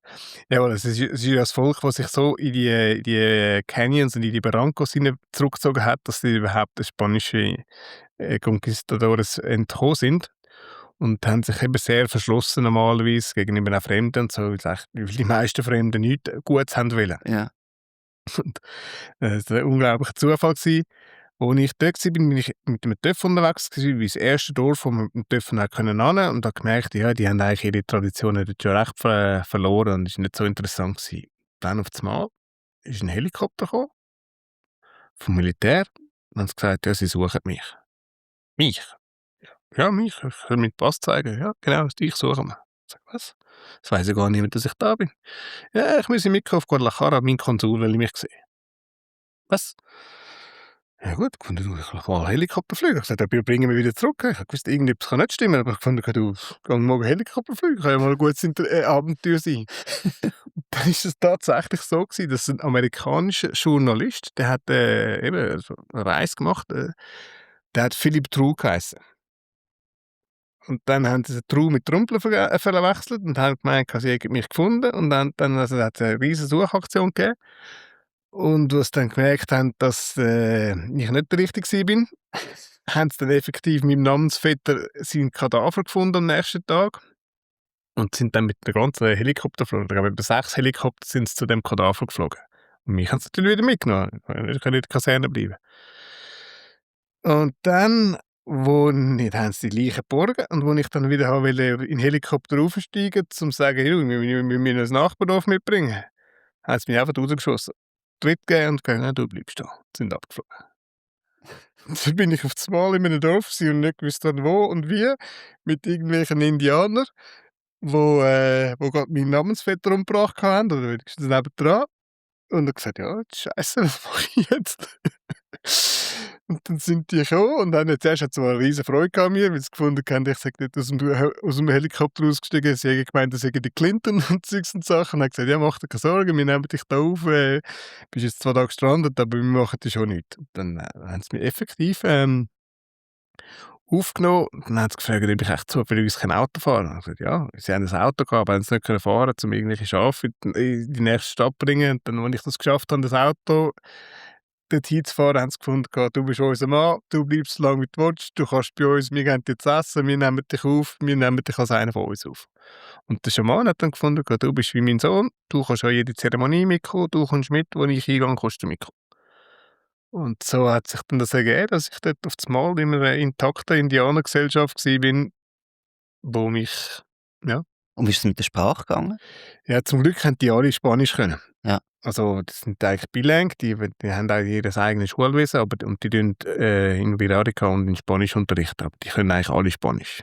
Ausser die ganz Alten, aber so die meisten, also es hat immer irgendeinen gehabt, der genug Spanisch hat können, dass ich dann auch wirklich können sagen, was ich muss haben oder was los ist. Ja. Und bei denen haben die dann wirklich den ganzen integrale Aspekt vom Schamanismus im Stammesgefüge dürfen erleben. Also der ganze, alles, wie es muss sein. Sie haben noch genau nach ihrem alten Lebensmuster gelebt. Und was für eine Funktion hat dort der Schaman und der Schamanismus? Das ist eben lustig, das hat mehrere Funktionen. Also im Prinzip ist es dort so, dass jeder versucht, ein Schaman zu werden. Wie soll ich sagen, die Essenz von der Kultur ist, jeder versucht, sich spirituell so zu entwickeln, dass er am Schluss könnte ein Schaman werden. Oder die spirituelle Entwicklung ist für alle eine Motivation. Und der am Schluss dann halt eben am weitesten kommt, ist dann der Schaman. So wie bei uns im Prinzip alle sich ökonomisch versuchen, so weit zu kommen wie möglich. Und die ganz Grossen werden dann irgendwelche Entrepreneurs, die halt mehr Erfolg haben oder was halt so. Und dann hat der Schaman eigentlich mehr Rollen als Priester. Also zum Beispiel der, wo mein Meister war, oder mein Vater fast, hat eigentlich keine Leute geheilt, sondern der war der Priester gewesen. Der musste träumen, wo man den Baum hat müssen so fällen für den Tempel zum Aufmachen. Der hat alle die Rituale geleitet, die man gemacht hat. Also die nehmen nichts für selbstverständlich. Die machen das Ritual, wo es trommeln die ganze Nacht, dass sich der Erde weiterhin um die Sonne herumdreht, so wie es muss sein. Die haben ein Ritual, dass es kommt regnen. Für alles müssen die irgendetwas machen. Also nichts ist einfach so selbstverständlich. Da gibt es 5 ganz grosse Zeremonien pro Jahr und er ist der Zeremoniemeister. Er ist die ultimative Autorität. Auch wenn es zum Beispiel Beerdigungen gibt, dann wird er eingeladen, dass er kommt singen und Zeugs und Sachen. Aber eben, er war mehr eigentlich Priester gewesen und hat nicht geheilt. Dann hat es andere gehabt, die nicht so versiert sind im ganzen Priestertum. Dafür haben die nachher noch Leute geheilt gehabt. Also da gibt es nicht einfach, so, du musst das machen. Es ist ein So bisschen ein eine Arbeitsteilung. ja, es ist ja wie wenn du jetzt Arzt bist. Gewisse sind Chirurgen und andere sind Allgemeinmediziner und der dritte ist Orthopäd und so. Also da gibt es Spezialisierungen und gewisse machen beides und gewisse machen und das. Eben, da gibt es Spezialisierungen. Und der dich unter die Fittiche genommen hat, das ist so Das der ist der Obermeister. Oberpriester gewesen, genau. Und was hat der mit dir gemacht? Ja, der hat einfach gefunden, ich liebe dich wie mein Sohn oder ich sehe, dass du da ein gewisses Talent hast oder weiß auch nicht. Oder dass du wenigstens ein reines Herz hast. Dir traue ich, dass du kannst in unsere heiligste Zeremonie kommen, dass du das nicht irgendwie missbrauchen oder ich habe keine Fotos gemacht oder irgendetwas. Es war einfach das Vertrauen da gewesen. Und was hast du denn dort erlebt? Wie haben die Zeremonien sich auch unterschieden, vielleicht von dem, was du von Afrika gekannt hast? Ja, aber es ist ganz ein anderes System gewesen. Das ist eben das Lustige gewesen. Ich habe dann gemerkt, in Lateinamerika, also Mittel- und Südamerika, ist es ein ähnliches System, also auch bei den Mazatecos oder bei den Shipibos. Da tut man vor allem mit Gesang arbeiten. Also gut, bei den Fang ist das auch gewesen. Und die Gesänge werden durch die Geister inspiriert und haben dann auch entsprechendes Gewicht oder entsprechende Macht. Und eben sie haben jetzt, die Ucholas haben jetzt haben eine Dreieinigkeit oder Dreifaltigkeit, wo der Peyote, der Mais und das Reh die 3 wichtigsten Gottheiten sind. Und alle die Rituale, die drehen sich so. Also für jede Zeremonie muss zuerst ein Reh gejagt werden. Das Reh muss Bewilligung geben, dass man die Zeremonie überhaupt machen darf. Da muss man fastend das Reh erlegen. Und dann, wenn das Reh gestorben ist, wenn man das gejagt hat, dann okay, jetzt dürfen wir gehen. Jetzt dürfen wir entweder die Pilgerfahrt machen, wo wir dann den Peyote suchen, oder wir dürfen das Fest machen, wo wir Trommeln machen und Zeugs und Sachen. Und eben alles ist sehr, es hat einen Ablauf gehabt, wie es muss laufen. Und jetzt zum Beispiel, wenn man das Reh nicht gejagt hat oder nicht gefunden hat, dann hat man die Zeremonie wieder verloren. Dann hat man nochmal versucht, eine Woche später und Zeugs und Sachen. Und am Schluss ist es eigentlich darum, also es ist eine wunderschöne Kultur. Erstens mal geht es darum, dass man sich gegenseitig segnen und helfen und dass jeder in der Gesellschaft integriert ist. Das ist auch die Autorität tut sich alle 3 Jahre wechseln und man tut eben den Peyote sozusagen als Gottheit verehren. Und man tut ihn essen. Also, Peyote ist ein Kaktus, selber Peyote ist ein Kaktus, halluzinogen. genau, also Halluzinogen ist eben sehr ein interessanter Kaktus, weil er immer ein Lehrer ist und kein Verbündeter. Man kann ihn nicht als Verbündeten brauchen. Es gibt in seiner Welt auch keine Hexerei. In dieser Ebene, existiert nicht. Man kann auf Ayahuasca oder auf Pilze oder auf Iboga kann man immer mit Hexerei gegenseitig weh machen. In der Welt von Peyote gibt es das nicht. Das ist lässt das nicht zu. Ist sehr ein mächtiger Geist. Und eben, man tut, durch ihn, also durch die Halluzinationen oder durch die Trips im Prinzip sich spirituell weiter bewegen. Also, man kann auch eigentlich mal sagen: ich habe gesehen, wie ich gestorben bin.» Da hat nachher der Beate gesagt: «So, jetzt hast du es gesehen, jetzt mal schauen, wie du es dann machst.» Also, man kann dort auch eben man hat dort einfach Informationen oder eine Lehre, wo man durch den Kaktus bekommt. Mhm. Du hast jetzt gerade gesagt, einer hat gesagt, er hat gesehen, wie er gestorben ist. Dort habe ich nicht eingehakt, wo du noch in Afrika warst, wo du quasi durch den Tod durchgegangen bist. Also du bist eigentlich zu denen gekommen und schon mal selber hast deinen Tod erlebt gehabt. Ja, eben, den Tod habe ich schon mal erlebt da im Jura auf einem Pilztrip, wo ich gesagt habe, ich war im Himmel gewesen, und die haben mir dann gesagt, ich komme wieder dahin, wenn ich Ja. eben, ich habe schon viel mal mit dem Tod zu tun gehabt. Das Schöne ist eben genau, wenn du mal weißt, was passiert im Tod, dann verlierst du ja die Angst davor.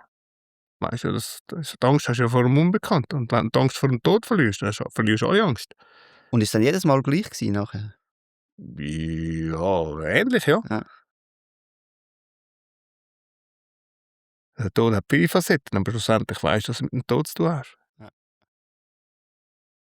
Und du hast Engel erwähnt gehabt, und in Afrika ist es dann wieder ähnlich gewesen, wo du dort durch das durch bist, und auf Peyote auch wieder, oder? Ja, ja, eben, es sind andere, zum Teil andere visuelle Aspekte, aber die Essenz ist die gleiche, ja.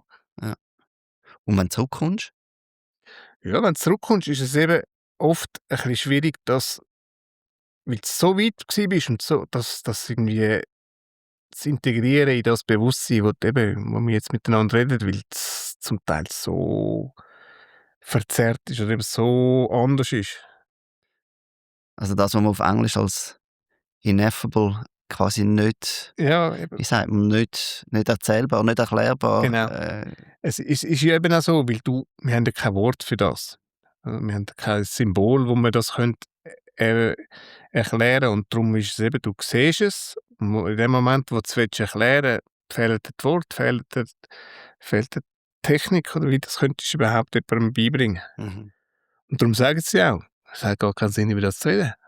Du musst es erfahren. Mhm.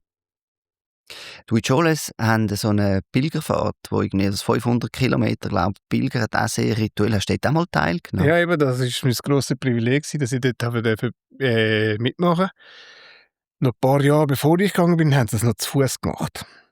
Das musst du dir mal vorstellen. Zu Fuß war das 40 Tage gewesen. Während diesen 40 Tagen haben sie jeden Tag müssen trocken fasten. Du darfst kein Salz essen während der ganzen Pilgerfahrt. Dann müssen laufen während dem Fasten. Und dann müssen sie eben genau, oder unterwegs hat es verschiedene Quellen, wo sie sich mit dem heiligen Wasser gehen waschen. Und du darfst dich auf dieser ganzen Pilgerfahrt nie mit anderem Wasser waschen. Und dann kommst du dort eben mit Maximum Respekt an den Wüstenteil an, wo dann Wirikuta heisst, wo auch ihre östliche Kardinalpunkt ist von dir, ja, wo heilig ist und solche Sachen. Und dann darfst du dann dort den Peyote jagen. Es ist eine Jagd, weil eigentlich genau man gleich vorgeht wie bei der Rehjagd. Man macht eine Kolonne, jeder etwa 1 Meter nebeneinander, und dann läuft man durch das Teig und findet dann den Peyote sozusagen. Und dann tut man sich dann gegenseitig den ins Maul tun und Zeugs und Sachen, und dann nachher ist man den ganzen Rückweg angetrieben, und überall muss wieder ein Ritual gemacht werden, da muss gesungen werden, da muss noch etwas gemacht werden und so weiter und so fort. Und Peyote wirkt noch lang, oder? Wirkt auch irgendwie 12 Stunden oder Ja, mehr? also zum Teil sind das eben, wenn die Rituale, die Zeremonie, die gehen zum Teil 4 Tage. Mhm. Und du bist 4 Tage am Essen. Und dann geht es noch etwa 2 Tage, bis du wieder oben runterkommst. Das sind dann lange Trips. Und dann hast du mit denen zusammen gelebt, Mhm. hast die Erfahrungen gemacht, und also wie hat dein Alltag dann ausgesehen? Also weißt, ist das irgendwie so ein spirituelles Happening am anderen gewesen, oder hast du da irgendwie auch viel Holz gehackt, Schafe Ah, rumgefahren nein, und natürlich, ich habe eben Schafe gefahren. Ich meine, es war eben schön gewesen. Ich habe dann wirklich alle Aspekte von ihrem täglichen Leben dürfen erleben. Also ich bin mit denen Mais abpflanzen, ich bin mit denen Machete das Unkraut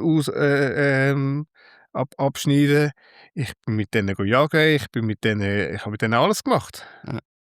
Ausser Tortillas, das machen die Frauen, aber sonst habe ich alles gemacht. Ja.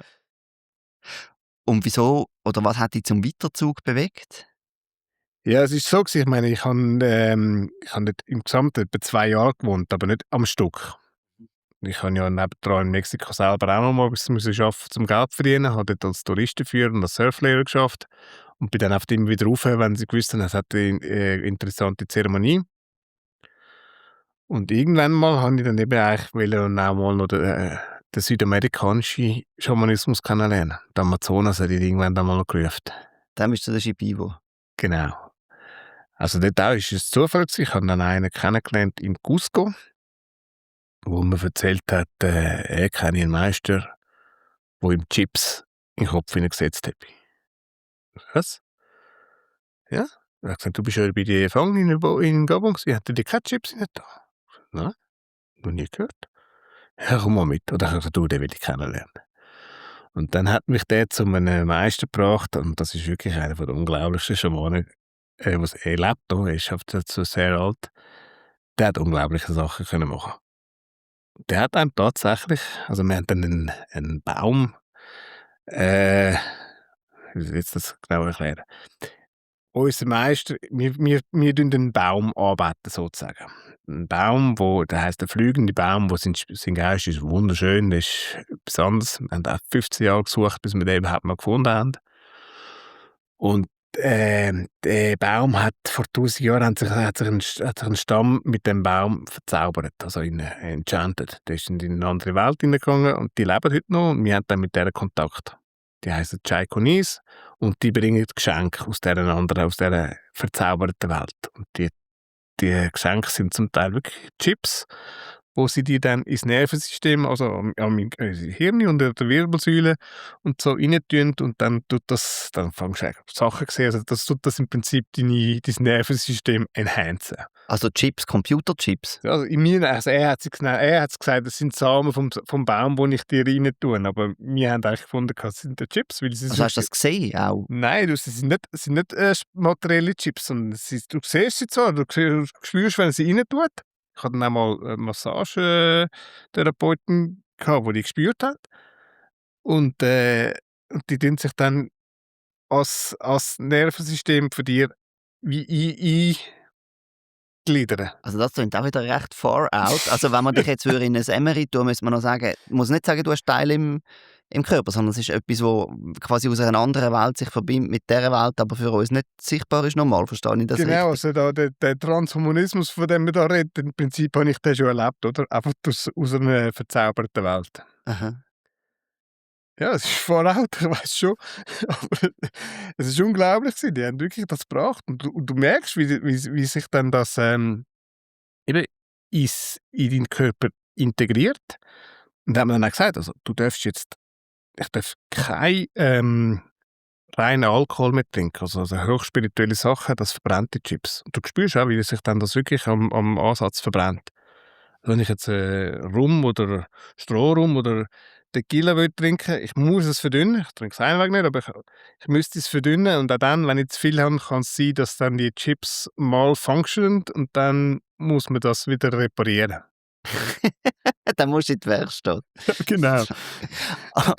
Also, warte jetzt. Lass mich das nachvollziehen. Also du bist zu dem Stamm, zu den Shipibos. Und die haben dann gesagt, da kommt wieder mal einer, so ein Gringo, jetzt setzen wir dem ein paar Chips ein. Wahrscheinlich ja auch nicht, oder? Nein, also eben, ich habe einen Schüler von dem schon kennt, in Ja. Cusco. Das war ein Mestizo gewesen. Und der hat eben einmal die Chips reinbekommen und dann hat er hat sich dann mal so betrunken, dass sich dann eben die malfunctioned haben. Und dann hat er sich wieder rausnehmen lassen. Er hat gesagt, ja, ich bin noch nicht bereit für das. Und als ich ihn dann getroffen habe, hat er gesagt, ja, er habe keine mehr, weil das sei too much gewesen. Also wenn das malfunctioned, wenn es malfunctioned, dann ist es dann gar nicht mehr lustig. Aha. Und dann habe ich gesagt, und jetzt willst du es nicht wieder haben? Er hat gesagt, ja, vielleicht sagen wir, ja komm, wir gehen mal. Und dann haben wir eben gesagt, also sind wir beide zu ihm gegangen und er hat gesagt, schau, ich habe da einen Gringo mitgebracht. Wir möchten gerne von dir lernen oder mehr Chips. Er sagte, ja, dann trinken wir jetzt halt mal Ayahuasca. Ich will euch zuerst mal anschauen. Mal schauen, ob wir überhaupt für das gemacht sind. Und dann, haben wir getrunken und gefunden: „Okay, ja, ist gut, können wir machen.“ Und dann sind wir in 'n tiefen Dschungel gegangen da für 'n Monat und haben dann eben mit diesen verzauberten Wesen angefangen Kontakt aufnehmen und dann machst du eben eine sogenannte Dieta, wo du dann, fastest, darfst kein Salz, kein Zucker, kein Öl, kein Essen und Zeugs und Sachen. Tust die und dann nachher bringen die fast jedes Mal, wenn du Ayahuasca trinkst, neue Geschenke oder Einsichten oder Zeugs und Sachen. Ja. Und wo du Ayahuasca getrunken hast, dann zum ersten Mal, wie war das gewesen, nach all diesen anderen Sachen, die du schon gehabt hast, von Peyote über Ja, Pilze, Ayahuasca über... ist das Beste. Also, das Schon? Beste ist, ja, es gibt nichts. Das Einzige, was sich vielleicht ein bisschen mit vergleichen lässt, ist, 'ne grosse Dosis von einem Flügelpilz. Mhm. Das ist ähnlich intensiv oder ähnlich farbig und ähnlich, soll ich sagen, Aber Flügelpilz ist ziemlich so dissoziativ, was ich schon gehört habe. ja, es ist also bei mir ist es ein recht langer Trip gewesen, etwa 16 Stunden. Ich war ein paar Stunden mal gelähmt gewesen, aber in der Stunde, wo es richtig abgeht, habe ich extreme Einsichten gehabt und Zeugs und Sachen. Ja.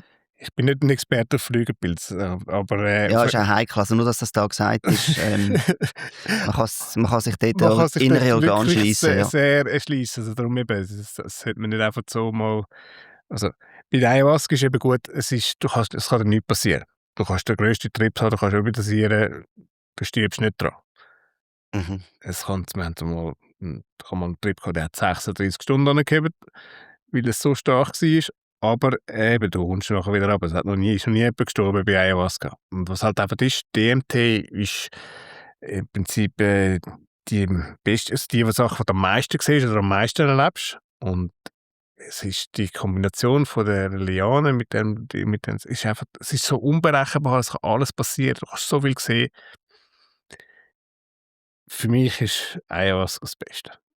Das hat dich quasi dann vorbereitet auf die andere Sache mit diesen Chips, die du erwähnt hast? Nein, nein, also Oder ist das auch unabhängig voneinander? die Chips, die haben es einfach gebraucht während, also, normalerweise, das machen alle die Stämme tun mit dem Ayahuasca. Es ist nicht einfach so, dass man Ayahuasca eben am Samstagabend mal macht, weil man nichts Besseres vorhat oder sonst mal findet jedes Wochenende du, sondern man macht, wenn man das ernsthaft machen will, macht man eine Dieta. Dieta heisst eben, du musst dich in den Dschungel isolieren. Du kannst keinen Sex haben, du kannst kein Öl essen, du kannst kein, Salz essen, kein Zucker und du kannst nur mit Leuten zusammen sein, die selber auch auf dieser Dieta sind. Mhm. Dann in dem Purifizierungsprozess wird dann eben deine Vision immer besser. Also am Anfang siehst du nur irgendwelche Kaleidoskop und irgendwann mal siehst du dann wirklich Geister und genau weißt, was passiert, wo die kommen. Du siehst Sachen, eben Welten, ganze Paläste im Wasser und Zeugs und Sachen. Also du siehst dann effektiv die richtige, aber das musst du trainieren, das kommt nicht einfach so. Und normalerweise in so einer Dieta tut man jeden Tag oder jeden zweiten Tag, je nachdem wie viel du willst, Ayahuasca trinken, weil dann bei der Ayahuasca-Vision siehst du dann deinen Fortschritt. Siehst du, wie die Dieta dich erstens mal deinen eigenen Körper und deinen eigenen Geist besser machen und du siehst neben die Geister, die Sachen bringen. Also die Chaikonis, die dann die Chips bringen sozusagen. Die siehst und die sagen dann auch, das sollst du nicht machen oder das machst oder geh dort. Und da gibt es dann einfach 'n Informationsaustausch. Und du bist ja zu dem gekommen und hast schon viel anderes gemacht gehabt. Bist dann auch irgendwie quasi schneller vorwärts gekommen in dem? Also weißt, hast irgendwie, ist das, wie soll ich sagen, bekanntes Terrain gewesen zum Teil? Ja, also eben, es ist einfach, das ist nachher wie, sagen wir so, wenn du mal Pfadi gsi bist und weisst, wie du dich im Schweizer Wald weisst, wie du dich musst durchschlagen, kannst du nachher auch in den Regenwald gehen. Ist natürlich klar, es sind andere Pflanzen, aber schlussendlich weisst, wie du dich im Wald musst sozusagen bewegen. Und ich habe ja dort eben schon eine gewisse Erfahrung gehabt, wie man sich in der spirituellen Welt tut, bewegen.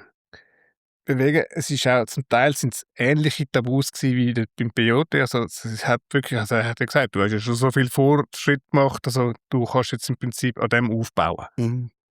Mhm. Und etwas, was mich noch ein bisschen wundernimmt an diesen Chips, also, m was das für mich auch so ein bisschen die Frage aufwirft, ist, machst du dich da nicht auch von etwas abhängig?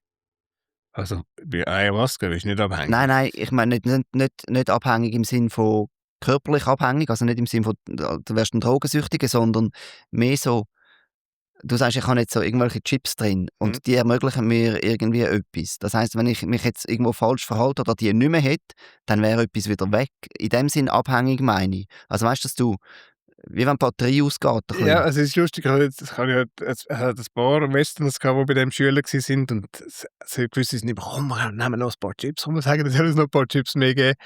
Es hat dann auch einige gegeben, die Chips in der Hand bekommen haben und gesagt haben, sie hätten nachher besser können Gitarre spielen und Zeugs und Sachen oder Akupunktur machen. Ähm, Abhängig in dem Sinne, also es kann so sein, dass du dann einfach mehr willst, Mhm. aber schlussendlich, ja, abhängig in dem Sinne glaube ich nicht, nein. Weil es Also wenn jetzt du die wirst verlieren, dann wirst du genau gleich gutes Leben leben. ne, ich würde es bereuen. Also, ich würde sie missen. Mhm. Was wäre anders? Ja, ich weiss nicht, ja, ich habe mich einfach daran gewöhnt. Das ist wie wenn Also was ist jetzt anders als vorher in dem Fall? ich habe das Gefühl, mein Körper ist, enhanced in jeglicher Hinsicht, also mein Bewusstsein. Ich habe das Gefühl, mein Körper läuft besser als jetzt sagen wir deiner, der keine Chips hat. Mhm. Ja. Weil wenn du eben auf Ayahuasca bist und die Chips rein tun, du siehst, was die machen. Du siehst auf einmal werden die Visionen intensiver und wow. Also eben wie wenn du, bei einem Handy SIM-Karten rein tust und auf einmal kannst du aufs Internet gehen oder so, weißt du, was ich meine? Ja. Ja, und das ist auch das, was ich mit der Abhängigkeit gemeint habe, oder? Das ist Aber wie eben wenn du am abhängig, Handy. es ist ja nicht so, dass es ist eben nicht du, wo das kannst, also sie müssen das bringen. Es gibt auch Abende, wo sie es nicht bringen, wo es einfach keine Chips gibt. Es ist nicht so, dass du kannst entscheiden, wann dass du die bekommst. Aber wenn du es mal hast, dann hast du es. Manchmal hast du sie, ja. Ja. Aber jetzt muss ich muss jetzt aber gewisse Sachen machen, dass die nicht malfunctionen. Und wenn es malfunctiont, dann muss ich zurück in den Amazonas in die Werkstatt. Da habe ich ein paar Mal müssen gehen. Und, darum eben, es kommt mit einem Preis und eben, wenn mir sagen sie, Chips, wie es sich so anfühlt, für sie in ihrer Kosmovision sagen sie tun die Samen vom Baum in deinen Körper, sodass der Baum in den Körper hineinwächst. Ja. Also das mit den Chips, so ein bisschen nach eben Humanroboter tönt, ist vielleicht jetzt einfach auch ein bisschen ein westliches Wording, um das Eben, verständlich zu wir machen. haben es dann also einfach wir haben gesagt, er hat uns am Anfang gesagt: «Ich tue den Baum ja reinpflanzen.» Und wir haben gesagt: «Ja, das sind ja Chips.» Weil es sich genauso anfühlt. Er macht irgendwie noch mit dem Nagel so ein bisschen geleckt, dass es dann so tönt, wie wenn es wirklich drinnen ist. Aber du spürst sie dann eben auch. Mhm. Einmal hat er mal gesagt: Ich glaube, es ist nicht gut.» Ich habe ihn nachher rübergeschoben, dass er dort richtig sich andockt. Ähm, und wo wir ihm dann gesagt haben: «Du, das sind Chips», hat er nachher angefangen zu singen mit Chips. Also, er hat dann das Wort auch übernommen. Mhm. Obwohl ich glaube nicht kein klares Konzept hat, was wirklich Chips sind. Ja. Lass uns vielleicht noch eine Station weitergehen und der Podcast dreht sich ja normalerweise um Meditation. Du hast gesagt, du hast dann noch einiges zwischendurch erlebt, aber mit 39 hast du im Himalaya einen neuen Meister gefunden. Was hast du im Himalaya gesucht und wie habt ihr euch gefunden und was hast du gefunden? Also, es war immer lustig gewesen. Geister haben mir dann irgendwann mal gesagt: «So, jetzt hast du da deine Schamanismus also, beim Schamanismus verschiedene Stationen gemacht. Ich soll jetzt auf Indien, also in den Himalaya oder ich weiss nicht, ob's gesagt auf Indien gehen, meinen Guru suchen. Ich soll jetzt noch einen anderen Aspekt oder eine andere Persönlichkeit finden, die mich noch mal weiterbringt auf meinem Weg.» Und dann bin ich gegangen, wie ich das damals in Afrika gemacht habe und habe eigentlich am Anfang kein grosses Konzept gehabt, also kein Konzept. Bin am Anfang in den Süden, dann überall Varanasi und irgendwann einmal habe ich gedacht: «Du, ich glaube, am besten finde ich den im Himalaya.» Bin dann wirklich bei Badrinath und, Kedarnath, also wieder in Chardam im hohen Himalaya gsi. Ist noch kalt gsi, im April gsi, ist überall noch voller Schnee gsi.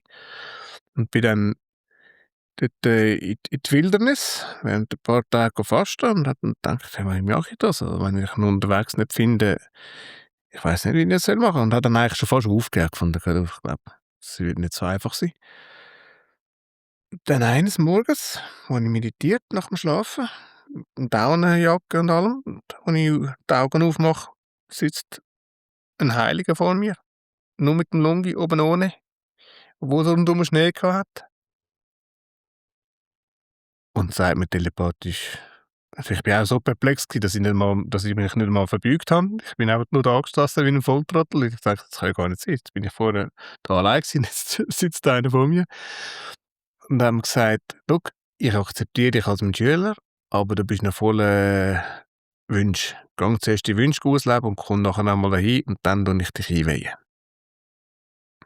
Dann habe ich gesagt, ja, dann ist er verschwunden, also er hat sich entmaterialisiert vor meinen Augen, so wie er sich ist wieder weg gewesen. Und dachte ich: «Wow, das kann ja gar nicht sein.» Aber in dem Fall ist es jetzt tatsächlich passiert. Bin dann vom Berg wieder oben runtergekommen, bin dann auf Indonesien surfen und meine Desires ausleben, wie es geheissen hat, und bin dann nachher nochmal zurückgekommen, ein paar Monate später. Und dann hat er mir dort Dickshot gegeben. Und zwar hat er mich nicht einmal angelangt und hat mich dann in einen Bewusstseinszustand versetzt, wo, ja, grad so gut war wie irgendeiner, der dann im Bewusstseinszustand, den ich auf Halluzinogen oder sonst irgendwie erlebt habe. Aber ich bin nicht wieder oben runtergekommen. Ich bin einfach in dem Bewusstseinszustand geblieben. Bis heute? Nein, nein. Dann, also am Anfang einfach mal während verschiedenen Tagen, und dann am Anfang hat er mir mal gesagt, hat dann alles immer nur telepathisch gemacht. Er hat gesagt, «Okay, jetzt gehen wir mal in den Wald und versuche selber den Bewusstseinszustand noch ein bisschen zu erhöhen oder zu unterhalten. Weil ich kann das machen, ja, aber der Witz ist, dass du es lernst, selber zu machen.» Und dann habe ich gesehen, ja, das geht, ist nicht so einfach. Aber es ist einfach nicht wie bei einem Trip, wo nach 5 oder 6 oder 8 Stunden dann wieder genau gleich gewesen bist wie vorher im Prinzip. Sondern ich bin dann in dem geblieben. Während vielen Meditationen hatte ich unglaublich schöne Meditationen gehabt. Nachher bin ich dann mit der Zeit wieder daraus rausgefallen. Aber ich habe dann einfach gefunden, für meine persönliche Selbstverwirklichung, glaube ich, ist das der bessere Weg. Weil du ja überall kannst meditieren, weil du das jeden Tag selber kannst machen. Und eben, du bist gar nicht mehr abhängig von irgendeiner Substanz oder von gar nichts mehr. Du bist völlig unabhängig. Du hast das selber machen, brauchst gar nicht mehr. Mhm. Vielleicht noch zwei Nachfragen. Also der hat sich vor dir materialisiert, wieder entmaterialisiert und gesagt, du musst noch ein paar Wünsche ausleben. So gross könnte die Wünsche nicht gewesen sein, wenn du sie 5 Monate Nein, ausgelebt es ist hast. Und hast denn du gewusst, wer es ist, dass du gewusst hast, wo du wieder ran musst, ihn suchen? ja, er hat mir gesagt, wo ich wieder zurückkomme. Okay, ja. Oder? Also so gross ist es, ich bin Surfer und ich kann immer in Indonesien mal wieder surfen, und das ist für mich so wichtig gewesen. Ich wäre dort eigentlich nicht bereit gewesen, wenn er jetzt gesagt hätte, «Komm, kannst du da zu mir in den Ashram kommen oder kannst du da zu mir in die Höhle kommen?» Es hätte mir wehgetan, wenn ich gefunden hätte, du, ich habe doch immer schon von den Wellen in Indonesien geträumt und so, oder? Mhm. Und er hat einfach gefunden, «Schau, solange du noch ein beschriebenes Blatt bist, solange du da das wichtiger ist für dich, bringt es nicht. Geh und mach das Zeug, dass wenn du zurückkommst, dass du wirklich kannst sagen.» Und dort wäre ich dann beim zweiten Mal auch wirklich bereit gewesen, wenn er gesagt hätte, «Du bleibst da bei mir.» Ich wäre geblieben für immer und ewig.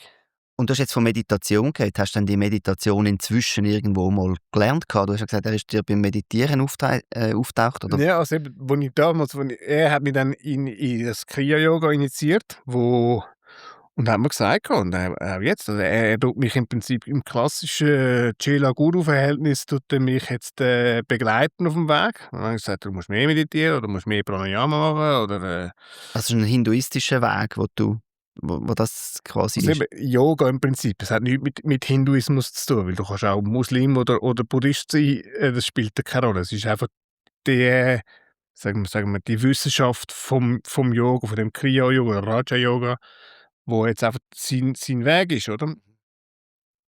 Aber es hat in dem Sinne nichts mit hat nichts mit der Religion zu tun, weil es ist einfach die Techniken, die du hast. Du hast Ekstasentechnik, also du musst in Samadhi kommen, mehr oder weniger. Er hat mir gesagt, ich muss jeden Tag Pranayama machen. Da Also Pranayama sind sind Atemtechniken. Atemtechniken, genau. Und Japa zum Beispiel hat er gesagt, das sage ich für mich optional. Also das ist, weißt du, so Mantras repetieren. Ja.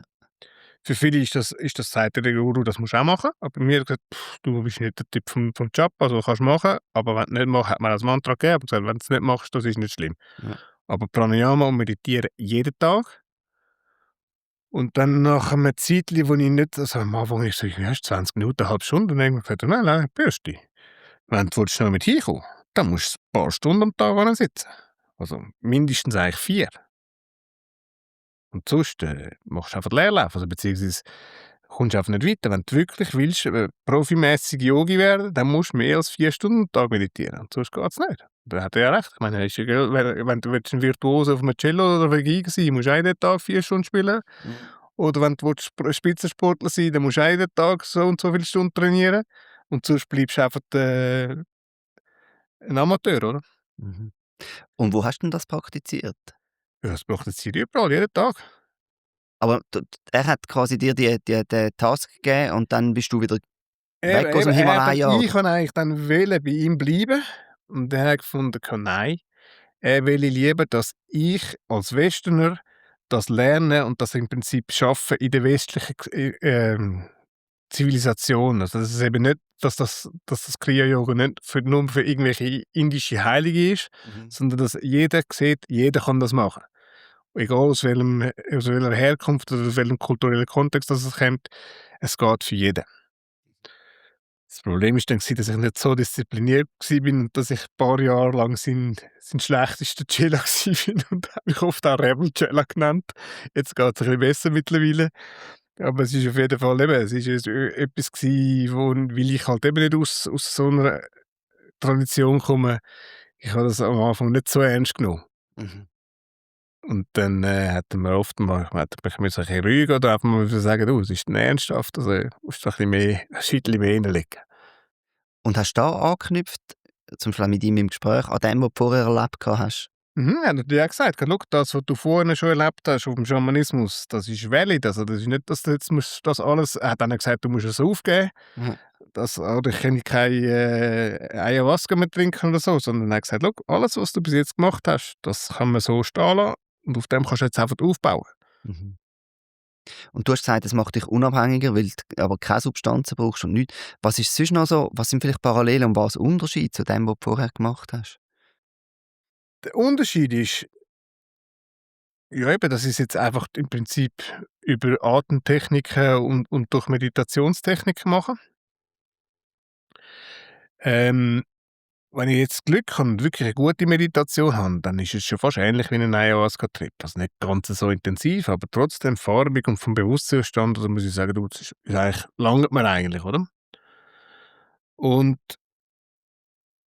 von dem her ist es eigentlich ähnlich. Es hat ja auch 'n Zürcher Psychologe, der behauptet hat oder bewiesen hat, dass man durch synaptischen Reizentzug und durch synaptische Reizüberflutung in 'n gleichen Raum hineinkommt. Und ich kann das eigentlich bestätigen, weil ich kann auch in Meditation im Prinzip Sachen machen, die ich dann im Schamanismus würde machen. Also, das geht effektiv, das ist der gleiche Raum.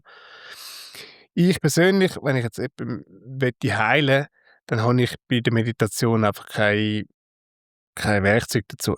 Mhm. Ja, im Schamanismus habe ich das gelernt, da weiss ich, da kann ich die Geister rufen, da kann ich das machen, da kann ich ähm, Meditation brauche ich bis jetzt eigentlich nur für meine eigene Selbstverwirklichung. Mhm. Ich habe bis jetzt noch nicht gelernt, wie ich da dich schon könnte geben, so wie das mein Guru gemacht hat, dass ich dich könnte in den gleichen Zustand versetzen, wie ich bin, einfach durch Intention oder Hand auflegen oder was auch immer. Mhm.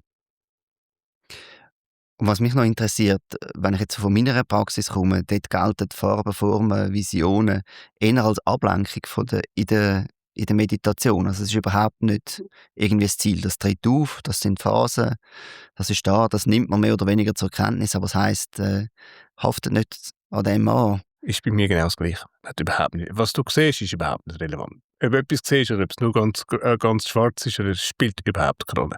Wichtig ist der Bewusstseinszustand, wo du reinkommst. Und was hat dann die Meditation für ein, also hat sie ein Ziel, weißt, zielt sie auf etwas an? Ja, Samadhi. Und Samadhi heisst in deiner Tradition? Bei mir heisst es nur Konzentration, tiefe Versenkung. Samadhi ist eben eigentlich der Bewusstseinszustand, wo eben alles Sinn macht oder wo alles klar ist, wo alles perfekt ist. Und kannst du den nur in der Meditation erleben oder ist das auch etwas, was du in den Alltag mitnehmen kannst? Also weißt, kannst du auch vom Küssi aufstehen und in so einem Zustand bleiben? In der Regel stehe ich, also wenn ich wirklich in Samadhi komme, ja, dann stehe ich, das ist eben das Schöne daran, dann stehe ich auf und bleibe im Samadhi. Dann kannst du so surfen, kannst so mit Leuten interagieren. Ja, bis mir dann meistens irgendwie einer über den Weg läuft, wo mich aufregt und dann ich aus dem Samadhi rausgehe. Aber, grundsätzlich ist eben das genau das Schöne daran, dass du eben das kannst behalten, weil es nicht aus irgendeiner Substanz ist, wo dann auf einmal der synaptische Spalt eben dann nicht mehr von dieser Substanz, wie soll ich sagen, manipuliert wird und dann eben nicht mehr Zugriff zu dieser Welt hast, sondern eben, du bleibst dann im Prinzip so. Ja. Wobei es tut meistens dann schon ein bisschen abklingen, aber kannst du dann wieder hinsitzen und wieder dort reingehen. Und praktizierst du jetzt jeden Tag 4 Stunden immer noch? Nein, 4 Stunden am Tag nicht, weil eben zum Teil, jetzt auch da also mehr als 'ne Stunde jeden Tag, Ja. weil das ist das absolute Minimum. Eigentlich versuche ich mehr als 2 Stunden zu machen, weil bei 2 Stunden bist du also jetzt im Niveau, wo ich bin, bei 2 Stunden bin ich gerade etwa so, dass ich das Niveau behalte. Aber nicht keinen Fortschritt mache, aber auch keinen Rückschritt, oder? Und wenn ich wirklich viel Fortschritt mache, dann so ab 3 Stunden. Das Problem, das ich jetzt habe da bei uns oder allgemein in der westlichen Welt, ist, dass ich einfach, so sensibel werde, dass ich gar nicht wenn ich mehr meditiere, dass ich gar nicht mehr kann da mich zurechtfinden.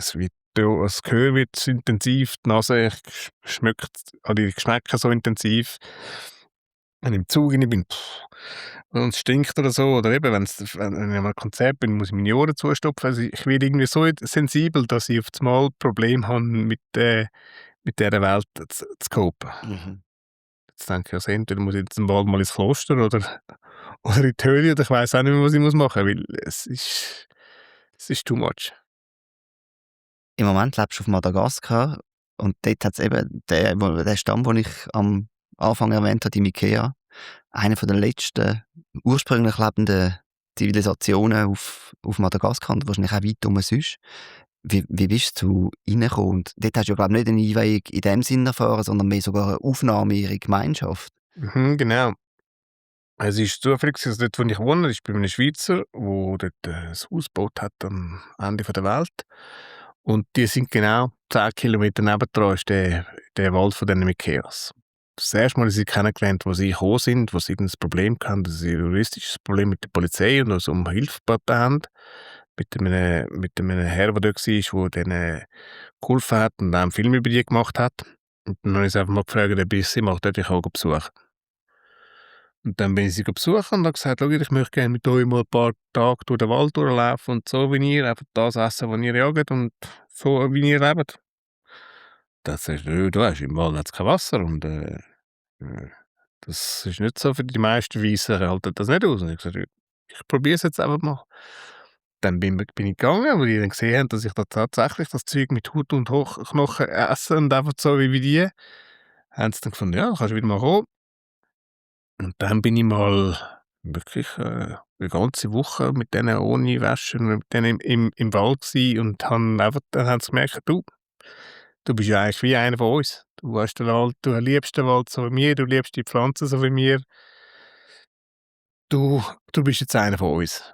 Jetzt haben wir dann 'n Namen gegeben und dann sie nennen mich effektiv der weisse Mikea und, ich habe dort, gehabt und habe alle dass ich, wenn ich dort hinkomme, bin ich wie einer von denen. Und du hast gesagt, die haben kein Wasser in dem Wald. Die haben kein Wasser in dem Wie machen Wald. sie denn das? Müssen sie Wurzeln ausgraben, damit sie Wasser haben. Also alles Wasser ist in irgendwelchen Tuberkülen, die es unter dem Boden hat. Es hat keinen Fluss, es hat keinen See, es hat, nichts. Es regnet dort nur während Zyklonen. Das heisst einmal im Jahr, manchmal auch gar nicht. Und der Wald, das ist so ein Dornenwald, wo eigentlich alle Pflanzen Überlebenskünstler sind, also Baobab-Bäume und halbe Kakteen und Zeugs und Sachen. Und, die Älteren, die haben sich noch nie gewaschen, im ganzen Leben nicht. Und die einzige Quelle von Wasser sind irgendwelche Wurzeln, die du zuerst ausbaden musst. Du musst zuerst finden und musst ausbuddeln und dann, wenn du genug von denen isst, hast du genug Wasser. Krass. Und haben die auch Schamanen? Haben die auch so ein System? Hast Die du haben dort wieder etwas Neues entdeckt, was du noch ja nicht gekannt genau, hast? die haben auch so ein System, wo zwar also im Prinzip auch wie bei den Huicholes alle Schamanen sind oder alle schamanisch tätig sind. Alle haben irgendwie, 'n Zugang zu dieser Geisterwelt. Und einfach die dann noch das meistern, sind dann die Schamanen, wo man effektiv auch dort konsultieren für Heilungen oder für irgendwelche Probleme. Aber, jeder versucht in dieser Gesellschaft, sich spirituell so weit zu kommen wie möglich. Mhm. Und die sind extrem, friedlich, extrem liebenswürdig auch. Also, es ist wie die sich gegenseitig behandelt, ist wunderschön. Also, da stillt sich gegenseitig Babys und also, das ist wirklich ein Stamm ist eine Familie. Mhm. Das dürfen sie sehen und vor allem, was ich gemerkt habe, ist, wenn sie im Wald das Dorf ist am Waldrand, wenn sie im Wald selber sind, dann haben sie überhaupt keine Angst vor gar nichts, weil der Wald bringt ihnen gibt ihnen alles. Mhm. Medizin, Nahrung, Kleidung, Wärme. Im Wald haben sie keine einzige Sorge. Das sehen in dem sorgenfreien Umfeld, das ist so schön und ich habe gemerkt, als Menschen sind wir aus dem Paradies gefallen, an dem Tag, wo wir zum Wald rausgekommen sind Mhm. und die Geborgenheit vom Wald aufgegeben haben. Und es sind Menschen, also ich nehme an, die haben aber schon mal Streit. Ja, sehr selten. All diesen Jahren, wo ich bei denen war, habe ich denen nie gesehen streiten. Ehrlich? Weil sie können ja auch alles teilen. Alles, was einer haben kann der andere auch finden im Wald.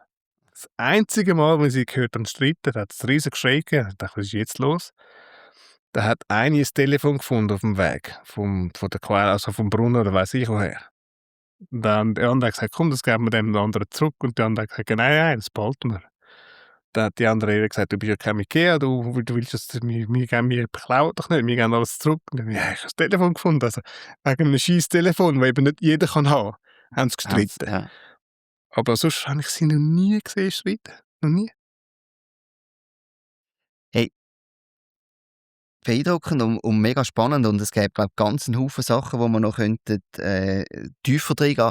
Vielleicht noch so ein bisschen zum Abschluss. Was mich noch wundernimmt, ist, es ist ja recht Mode geworden bei uns im Westen, so über Schamanismus zu reden, irgendwie eben mal an eine Ayahuasca-Zeremonie zu gehen, irgendwo Pilze zu nehmen, irgendwie sind die Leute, die trommeln, die sich dann auch Schaman oder nicht Schaman nennen. Und dann kommt so der Vorwurf auch von der Cultural Appropriation, also dass wir Weissen dann eigentlich irgendwie aus diesen Kulturen etwas rausnehmen, den ganzen Kontext vernachlässigen und uns das aneignen und eigentlich das Gleiche machen, wie wir über Jahrhunderte gemacht haben, den globalen Süden ausbeutet, denen das Zeug wegnehmen. Wie siehst du das? Also, ausbieten kann man das ja als Ressource nicht in dem Sinn, weil es ja, nicht etwas ist, das man extrahieren kann oder dann wegnehmen kann.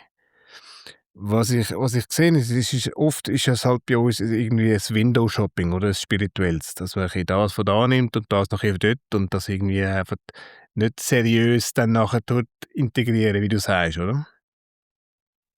Grundsätzlich ist halt das Problem, dass wir bei uns durch die Hexenverfolgung und durch die Inquisition und so viele von diesen Techniken und von dem Wissen halt verloren gegangen ist und dass halt eben doch ein Verlangen da ist, sich mit dem wieder zu verbinden. Mhm. Und was macht man da?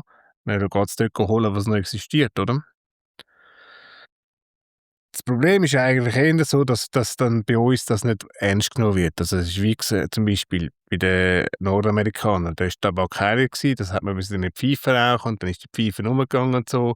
Wir nehmen dann den Tabak und machen Zigaretten daraus, die dann einfach profan weggespickt werden und der heilige Aspekt vom Tabak wird völlig weggelassen, weil es dann nur um den Kommerz geht.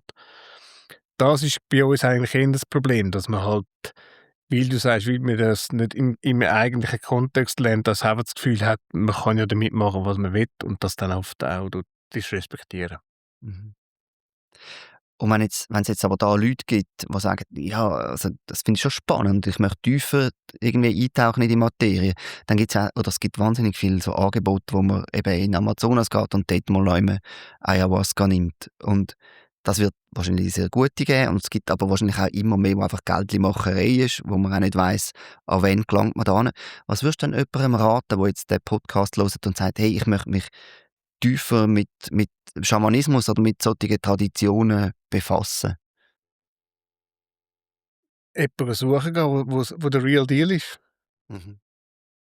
Jetzt eben, ich meine, wenn du auf Peru gehst und in so ein Zentrum gehst, dann kann es sein, dass du Glück hast und effektiv es gibt ein paar gute Schamanen, habe ich erkannt. Ich bin ja zum Teil in solchen Zentren gewesen, also nicht lange, aber man hat mir gesagt: „Du, da ist einer berühmt, da kannst du mal dort schauen, mit dem trinken.“ Äh, und dann gibt es eben solche, wo weil der andere Ayahuasca trinkt und der trinkt Coca-Cola, oder? Findet: „Könnt ihr jetzt mal kotzen, während ich da zuschaue?“ ist halt natürlich auch eine Glücksfrage. Ich meine, es ist wie bei uns, wenn du wenn du ein Problem hast und musst zu einem Arzt gehen. Ich meine, da kannst du einen guten Grad oder kannst du einen schlechten Grad, der dann die Falschdiagnose macht und dann nachher wird es komplizierter, statt dass es besser wird. Mhm.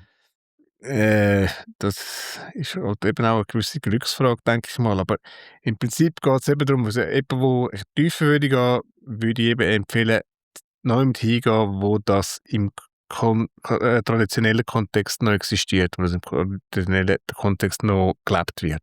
Das heisst meistens, es braucht dann auch ein bisschen Zeit. Ja, es Das braucht macht man Zeit nicht einfach in einer und musst Wochenferie. heutzutage auch wirklich in den Busch gehen, weil gerade in Städten findest du das nicht mehr. Da musst du dann wirklich noch ein paar Tage mit dem Kanu den Fluss darauf. Hey, mit Blick auf die Uhr, Philipp, ich danke dir ganz herzlich für die sehr, sehr spannenden und eben zum Teil kaum zu glauben und für mich auch schwer nachvollziehbaren Erfahrungen, aber ich habe es extrem spannend gefunden. Danke vielmals. Ja, gern geschehen. Ich meine, es ist schwer nachvollziehbar. Und wie ich dir vorher gesagt habe, wenn ich es nicht mit eigenen Augen erlebt hätte, wenn jetzt du mir das würdest erzählen, ich würde es dir auch nicht glauben. Ja. Also, prüfen wir es selber. Dürfen wir es mal noch. Danke vielmals. Gern geschehen. Danke, dass ich dahin kommen. Das war Meditationsszene Schweiz, ein Podcast von mir, Lukas Wittmer. Ich hoffe, du hast etwas für dich Wertvolles aus dem Gespräch mitnehmen und freue mich über Feedback, Anregungen und Vorschläge für weitere spannende GesprächspartnerInnen. Eine gute Zeit und bis zum nächsten Mal.